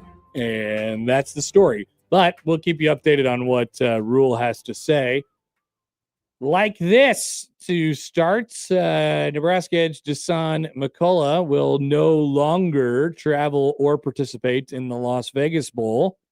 Rule says he has some shoulder issues that he's dealing with, and he will go on to prepare for some draft stuff and showcase stuff, and he will not be with Nebraska on the bowl trip. So his time in Lincoln is over. It's over. And there's no Matt Rule on this radio station today either, because that is also over. So sad. I worked so hard, you know? Yeah, Jake was all ready to roll, man. Yep. He was killing it. He was like, this is basically like Big Red overreaction right now. But you're ready. We're going to count that in your book. We're going to say, all right, I'll take it. We like the preparedness and we like the ability to operate on the fly a little bit. And that just gives us more opportunities to, watch to see what comes in and talk about some other stuff. Like the fact that we have basketball coming up this weekend. All right. So people, where do we go first? Do we go Creighton or do we go Nebraska? Nebraska has the decided record advantage at this point. Okay. All right. So we'll probably go with them. Not really much to say about the Huskers this weekend. I had mentioned this earlier in the week, but there was a question sort of brought up about, all right, well, are they going to be able to keep it going? They're coming off of a program defining, program changing, like whatever it is, kind of week last week where they beat the living crap out of two of their rivals in Creighton and Wisconsin, and then went on the road and won at a top 15 team on a buzzer beater. They're now number 15 in the nation, and now you're met with an entire week off, and coming back off of it, you get North Dakota, one game in that long time frame. I mean, one game in 17 days, and it's Sunday against North Dakota. And then New Hampshire coming back on Tuesday the 30th. Are you worried about any sort of like letdown with this team? I'm really not. I'm really truly not. I just think they're this is an adult team. This is a really mature team, and I think they'll be fine. Not only this weekend, and even if there's some points where they get pressured, because they're not incapable of that. Like here's the difference with Nebraska basketball and like some of the best teams in the country, I guess. They are not so physically talented that they'll just overwhelm you. They're capable of getting hot, and I think they will overwhelm you with their aggression at times on defense, and with their execution on offense, and all those other things. Like that is a really tough thing to play against, because it takes a focus like 100% of the game. But they're also not the type of team that's going to win like 115 to 40 or something like that. Like I don't necessarily see that. Not that would be an expectation for anybody, but not really concerned about Nebraska this weekend. They're going to take care of business just fine. On the other hand, we have Creighton, who all of a sudden is, we never really got the chance to dive into people's kind of feelings yesterday on this, but I'm curious to hear people's mindset going into this one. I am looking forward to being in there tomorrow, because I think this will be the first time this year where the building is really, really juiced, considering what they saw in the second half against Kansas State, what they saw on Wednesday. It is Marquette. It is a Saturday home game in conference, night game. Like all those things are sort of attached to it in this case. And, it's a very, very winnable game. Not to steal the line from the Purdue guy and Scott Frost from way back when, but it's a winnable game for Creighton, because Marquette has really, really struggled this year. They're coming off 3 consecutive losses and then an overtime win against Valparaiso, right? So like it's been a rough stretch for Marquette this year. They are they just lost a large group of guys from last year. They're going through some similar things to what to what Creighton is going through, just in terms of trying to find out their right personnel and all those different things and getting guys experience. But I think it'll sound, I mean, it should be the best crowd to date tomorrow at CHI Health Center. And it's against Marquette, and it's a chance for Creighton to start 2-0 in the league. And if you start 2-0 in the league, you got a chance to start 3-0 and 4, and you keep kind of going down that line. And all of a sudden, before you know it, you look up, you're like, oh wow, we're in this thing again. What happened? We're rocking and rolling right now. And I don't think it'll take very long for people to get back to this point, to that point with this team, just because, when you think about it, I saw some stat the other night that Creighton is like a tick higher, or a few. Somebody send me this tweet if you see it, or if you could track it down. It's like they're like 5 to 10 spots higher right now on KenPom than they were in this exact same day last year. Right? Oh. It's amazing, because remember, it was right around this time last year, and it was right around this time 2 years ago where they really started to turn the corner. Right around the first of the year, started playing good basketball, and all of a sudden January was theirs, and February kept on being theirs, and March was there too. It's the thought process has changed on this quite a bit overnight, considering how you felt about this team going into last week. I would advise people to not get too out over your skis one way or the other. I was the person who was probably yelling, all right, come on, we can afford to be a little bit more patient than what we're dealing with right now. With that being said, it's all alarming. We could afford to be a little bit more patient than we are right now, considering what Nebraska is dealing with as far as their new personnel is concerned. So I'll be the same guy who tells you, hey, don't count your chickens before they hatch. Creighton is 100% capable of losing this game tomorrow, and they're 100% capable of losing, any of the next 5 dozen, whatever they have coming up. It won't take if you ride the roller coaster and, 2 days ago you thought this team was the 2014-2015 team, the year after Doug left, and today you think they're like, oh, maybe they're the Baby Jays, or like maybe they're the team that won the Big East. And I don't know. I would just advise everybody to be a little bit careful with that. I got a text from a listener who said they could also start 1-1, and then 1-2, and then 1-3, and then 1-4. That's true. That person is a hater, though, so we have to take that into account. Placat writes in, stepped away for a bit. No presser, or did he go record quick speed? Oh no, he's still talking. It's just not available for us to stream today, so we don't have the ability to do that. But I do have some quotes for you. Sam McEwen. They did just go live.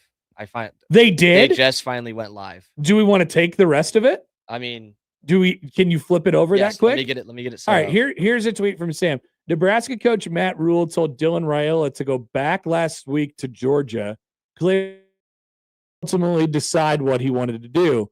Dylan called him and said he wanted the fresh start. Quote, I'm unbelievably grateful for Dylan during his time here.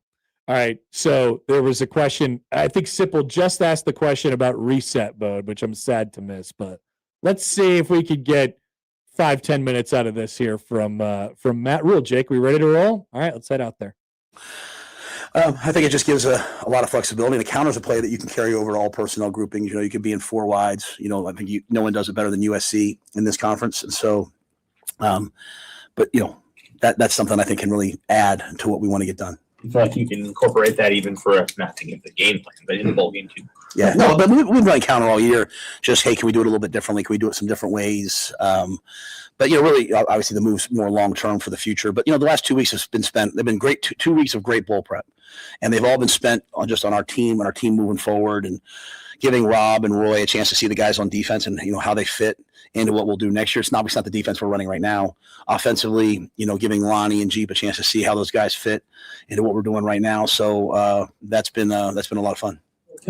What does the collaboration between Lonnie can Dana look like when it comes to having a run game coordinator and an offensive coordinator? Yeah, I think every good offensive coordinator wants to have guys who help in all kinds of areas, right? So, you have guys help you on third down, you have a guy help you in the red zone. They're all going to work together. But having someone really take the run game and bring the things to you, and then Dana can pick what he likes. I mean, Dana ultimately is the ultimate decision maker. He's the guy in charge. He calls the plays, he puts together the installs, he does the scripts. But having guys bringing ideas in, and then, like I said, Lonnie and Jeep will just work, tremendously well together. What about Roy Manning? Why do you think he fits so well? Well, Roy's an accomplished coach, right? I mean, he's been a lot of different places. Again, he's another guy. I mean, at the end of the day, the game, we want to coach really well. We want to retain great talent. He's recruited some of the highest level players in the country. And Rob bringing his system, wanting to bring some guys in that understand his system, that can teach his system. I've had a chance to coach against Roy when he was in Oklahoma and I was at Baylor. So it was, I didn't know Roy at all. I met him when he came here, but it was just a great fit. And I think, for Rob, wanting to have guys who can come in and who can be a part of teaching what he teaches from day one and not having to teach the whole staff it. Right now, it's been really one of the greatest things I've ever been a part of, is being in the room with Phil Snow and Rob, and just watching the lack of egos in there has been unreal. And so, but moving forward, once this bowl game's over, we're putting in Rob's system. And so having guys that know that system, I think will just, speed up the process. Do you envision Coach Eckler being a part of the defensive staff moving forward, or is it just kind of temporary for the bowl game? Yeah, I think he's doing it for the bowl game. There might be a world where that happens. What I don't want to do though is I don't want to. What was it, Rob Peter to pay Paul? I don't want to. I mean, what we've done on special teams this year has been a major jump. And now that our players know how good the output can be from doing Coach Eckler, like the off-season drills and all the things that Coach Eckler has us do, I think the buy-in, it was great last year. I think it'll be twice as much, and so, we've had a couple other schools try to hire some of his special teams assistants, or at least interview them, Josh Martin and Nick Humphrey. So, for me, I know this is a special team system I'll use the rest of my days. So he could continue to help on defense. I'll have to wait and see how Rob feels.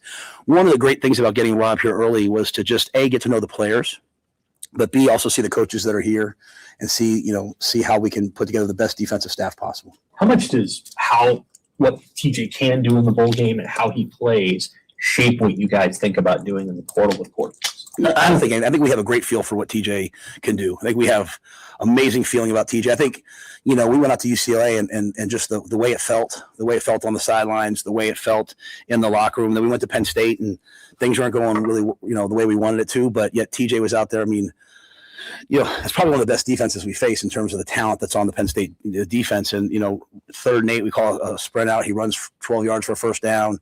He scrambles for a first down in the red zone on 3rd and 3. He makes their amazing pass rusher. He makes them miss when the reverses out runs. Made some great throws to Ja'Cory and those guys. And so we saw there his determination. And then in the Iowa game, he pulls his hamstring. He can't really move, and yet he stays out there. He continues to compete. Some of the throws that weren't necessarily, some of those were, just miscommunication between the receiver and him, and weren't always him. And so we feel great about where TJ's at. I think everyone in this building feels great about TJ. We obviously have to have a quarterback room, and you have to have guys in there. TJ's in the process of still developing as a player, but this has been unbelievably valuable for him, and I think we see great things for him ahead. You mentioned these 2 weeks in Lincoln would be big for development guys, younger guys. Is there any specific guys that have stood out during these? I'll be quite honest with you, in the portal era, I'm probably not going to say a lot of guys' names. So I think a lot of guys are working hard, and I'll leave it at that. Sorry about that. Yeah, what will your schedule be moving forward, like in terms of like Christmas and how you guys get out to Vegas? Yeah, we'll practice. Today's like a Tuesday. Tomorrow's like a Wednesday. Practice in season. Sunday's a in season. Thursday, and then we'll let the guys go home. And then, either they'll fly with us on the 26th or they'll fly there on their own the 25th into the 26th. I think 1 or 2 guys have to come in the 26th. And then we'll start practice, right? We'll land and we will go to practice. And we're practicing at Bishop Gorman High School, and the Las Vegas Bowl's done a great job. The events look amazing. The opportunities for our guys to have a great time look amazing. But the first thing we will do when we get there is we will practice. I think that sets the right tone. It's what we did last year when we went to the Giants. And then we'll do like a Tuesday, Wednesday, and then we do kind of like a alternate Wednesday, and then a Thursday and a Friday, and then play the game. I know it's a few days removed, and you talked about it on the radio show, but can you summarize what Dylan meant to the program and how he kind of built the brand while he was here? Yeah, I think I'm unbelievably grateful for Dylan and his family. Taylor, his sister, she worked here. Like, she's probably one of my daughter's best friends in the world.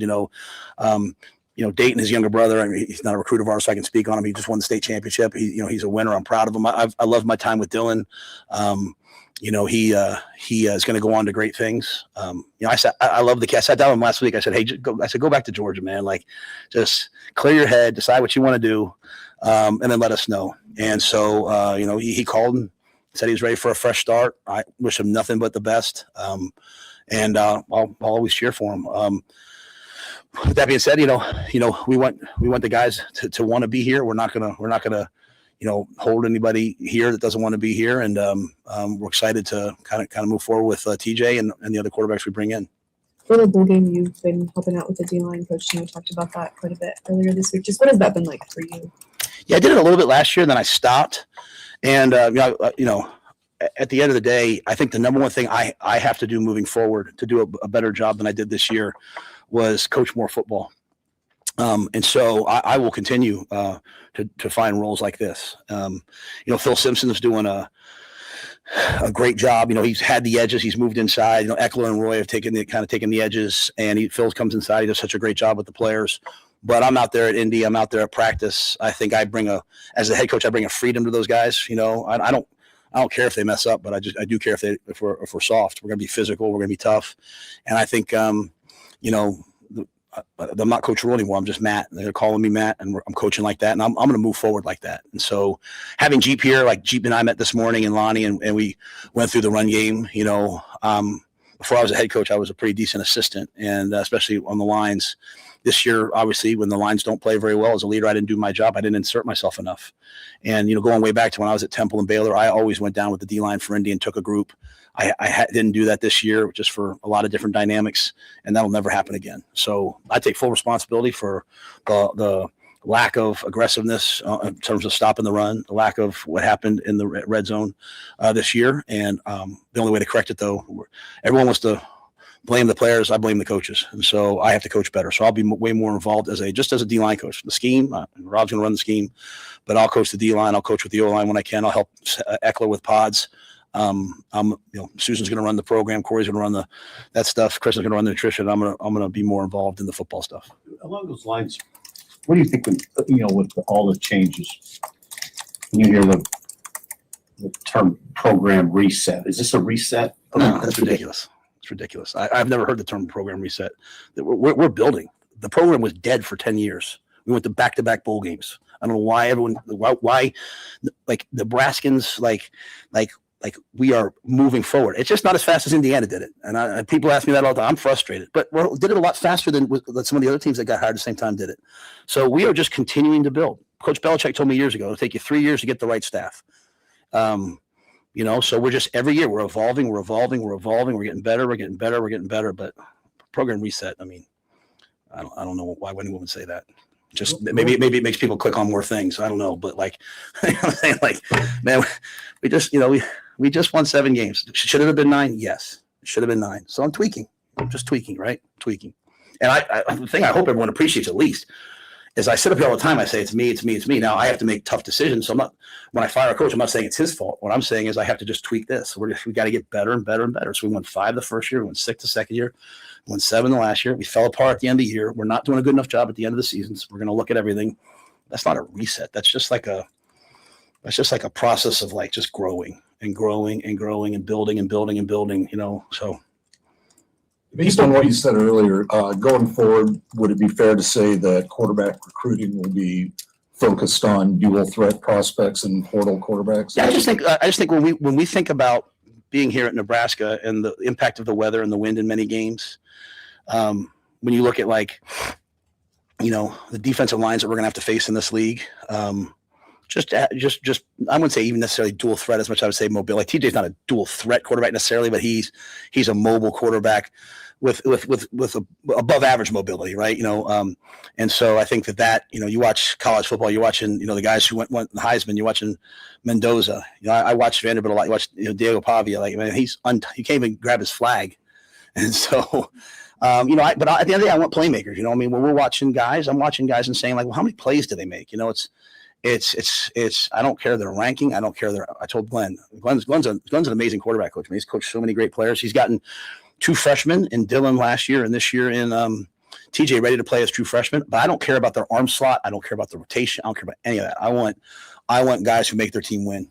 I want guys who put championships on the wall. I want guys and part of that's making plays with your legs. And so, but we'll try to find the best available player. You can win with a lot of shapes and forms, but I do think the wind here and the weather, it's why, Coach Osborne told me from day one, hey, you better have the ability to have a quarterback who can run the football. And so, we did that with TJ and UCLA. We couldn't do it at Iowa. It was a big part of the Iowa game plan that kind of went away early. And I think that's what we'll concentrate on some guys like that as we move forward. You mentioned being more involved with the D-line. Do you have a good feel for making another hire to fill for Terry, or how is that? So how do you see that breaking down with Roy working with the edges and everything? Yeah, I think we're going to get to after the bowl game and figure out the final parts of the staff defensively. As I said to you guys before, we're not looking to make any more firings. But if we add somebody, we'll see where that is at that time. A lot of this for Rob is just kind of seeing kind of how it's all going. Just kind of I have to get his take on it. But right now Rob goes in with the defensive staff right now. Then he's meeting with the players one-on-one and just building a vision for each player of how they fit into what we need, so that when we do have the portal open up, we'll see which players decide to stay with us, and then there's going to be a lot of players that would like to come to Nebraska, and so we'll see who fits that. But the main thing right now is we've recruited a lot of good, young, talented players, and we've got to put a system together that allows them to play well.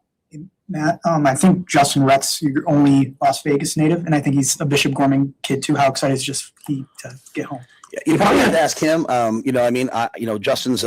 Justin's been a really, really good addition to us. He came over to our house for Thanksgiving and really got to know him on a personal level.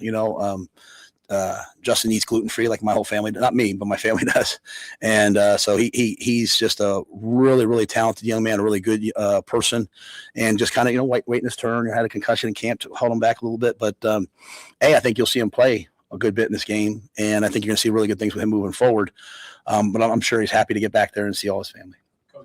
About the running backs, knowing that Emmett's not going to be there, have you noticed a different attitude from the guys, and how much progress and importance has this last couple of weeks been for those guys? I think that's I think they've been excited all along. I think they obviously they want to play. I think every time they've gotten into a game, they've done something good with the balls when they've gotten them. But Emmett had an amazing year, a breakout year, and so. This is their opportunity to play. Like, it's one thing to go in and catch a screen and come back out, or run a ball and come back out. Like, they're going to play. And so a big part of that is, obviously we're playing Utah. We're playing Kyle Whittingham. We're playing Morgan Scalley. We're playing a great defense, and they pressure a lot. It's a lot of man pressure. So those guys are going to have to show up not just in running the football and making plays, but also in the protection game. And that's really amazing about what Emmett did this year wasn't like he just carried the football. He picked up blitzes. He ran routes. He really did it all. And it was a good time for him to go to the National Football League, right? He was very fortunate with the amount of carries he had this year to not get banged up. And so it's these guys' turn, and they got to go play really well. And I think if you talk to the guys on our team, I think everyone has a lot of belief in that room. We had 2 all-conference players in that room, with Kenneth as a kick returner, so people have tried to come and hire EJ away because he did a good job. And I think you're going to see him do a great job with those guys. And I think you'll see Isaiah. I think you'll see Makai. I think you'll see Quentin. I think you'll see Kenneth, whoever gets in the most. But I think you'll see them all play well. Did those defensive linemen see a side of you that they maybe hadn't seen before? Yes. I probably should have done this a long time ago.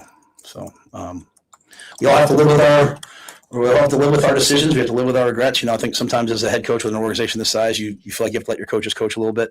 I've had some great defensive line coaches come work for me. I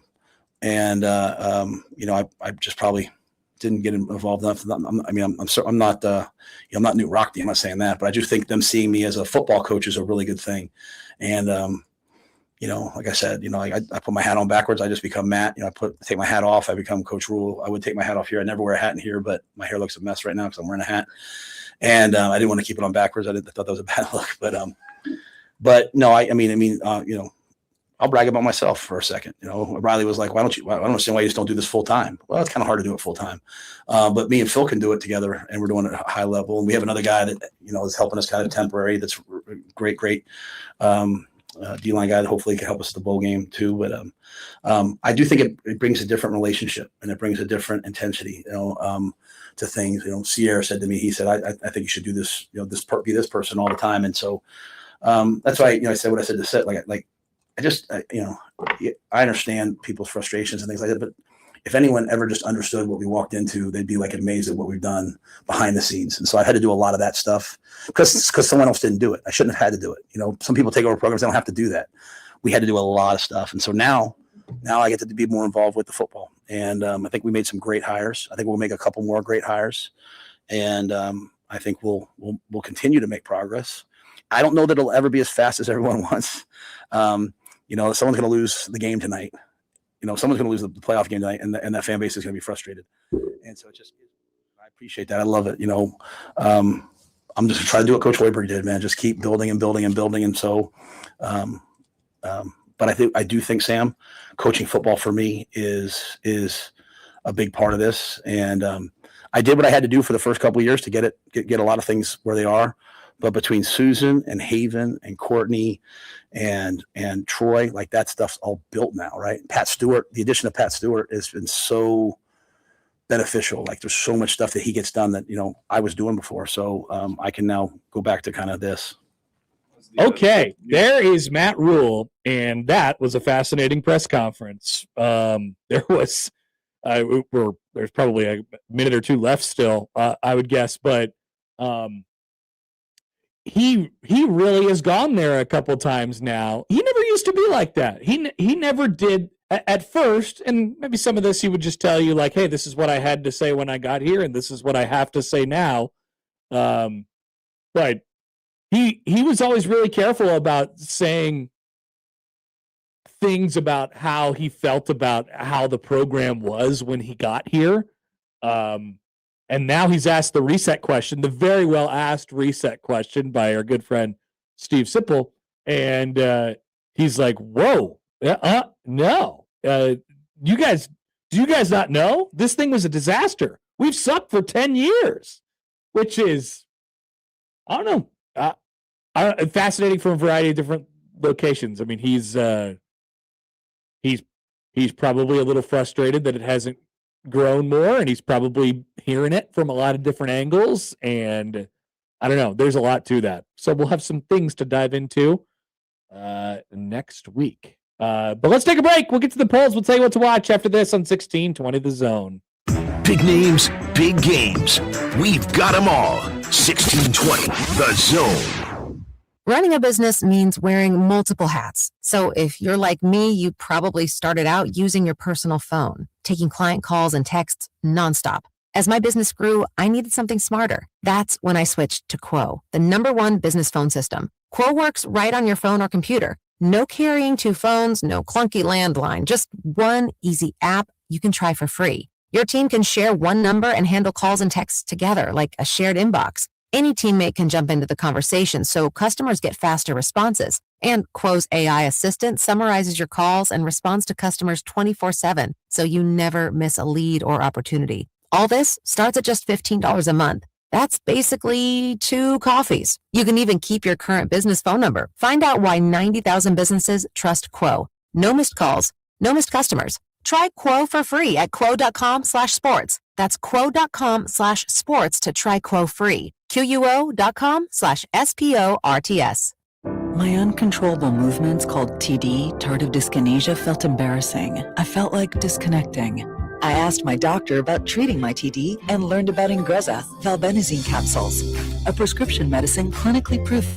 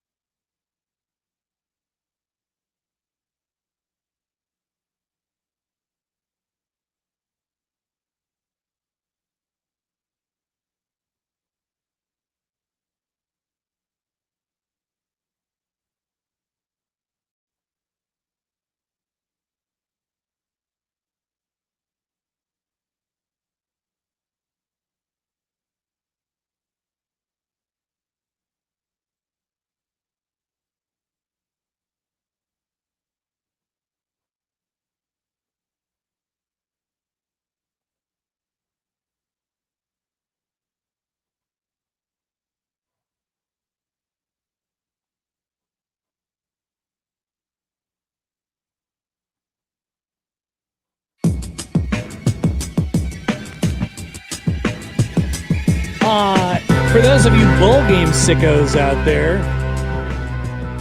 a reminder, NC State and Memphis are currently playing each other right now in something called the Union Home Northgate Gasparilla Bowl, which is awesome. 7-0 North Carolina State, less than 5 minutes into the ball game. Bowl game sickos, where are you at? You're about to be taking a break for a couple of days because we have playoff games tonight and tomorrow. Jake will have some of those coming up in What to Watch. Our one poll question today is this: does LA have a deer situation? That's it. That's all we got. I don't think they do. They had the one deer situation, but I don't think they do. 56% say no. Those are our poll questions. Jake, what are we watching? So, I mean, got some college football playoffs starting tonight. Alabama, Oklahoma is probably going to be the main game to watch tonight. But you got some other games going on this weekend with the CFP, James Madison, Oregon, Miami, Texas A&M. So it'll be a lot of fun for sure for college football. I agree. So let me look actually. Let me see if I can add to this a little bit. So our other bowl games this weekend. Let me try to see. We have the FCS playoffs tomorrow. The rest of the bowl games take a weekend off, which that makes a lot of sense. We resume bowl game play with the Idaho famous Potato Bowl on Monday. So that is not this weekend. Of course, we have 2 NFL games on Saturday.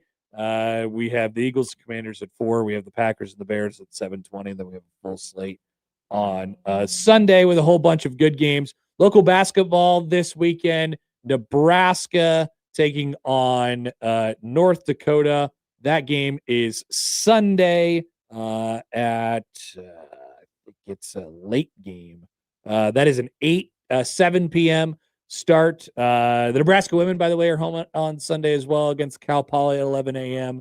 Tomorrow, Creighton women and men both in action. The women at 1 o'clock at home against DePaul. The men at 7:30 against Marquette. That's your local sports. What to watch this weekend as well. Baptism by Fire writes in before we get out of here. Jake did a fine job today. Thanks, Jake. Jake, you're invited back anytime. Oh, I'm glad. You're a part of the show. Also, you have now sent the odd news, and so you are part of this. And you forgot about one more thing. I know you're not a big boxing guy, Happer, but Jake Paul fights Anthony Joshua tonight on Netflix. So whoa, that'll be interesting. I would not have known about it. You would not know. You didn't know about it at all? Actually, I did for a particular reason, but I wouldn't have known about it. Okay. Anthony Joshua, former heavyweight So you're locked champion. in. You're in on the fighting. Well, I'm locked in on fighting. I like Okay. boxing. Matt and I have talked about it when I was on Gary and Matt a few times, and we brought it up with like Gervonta Davis. That was supposed to be the fight, but Anthony Joshua, former heavyweight champion, should be. I'm hoping he gets knocked out. Jake gets knocked out in 10 seconds. Oh, I'm hoping that too. It would be fantastic. I don't have to have an opinion on boxing to hope that. Yes. I am with you on If that. Alabama can go down and Jake Paul gets knocked out, that's a pretty good day. Win for everybody. All right, that'll do it for us today. If you miss anything, 1620thezone.com is where you can find it. We'll take a step aside. The crossover is coming up next.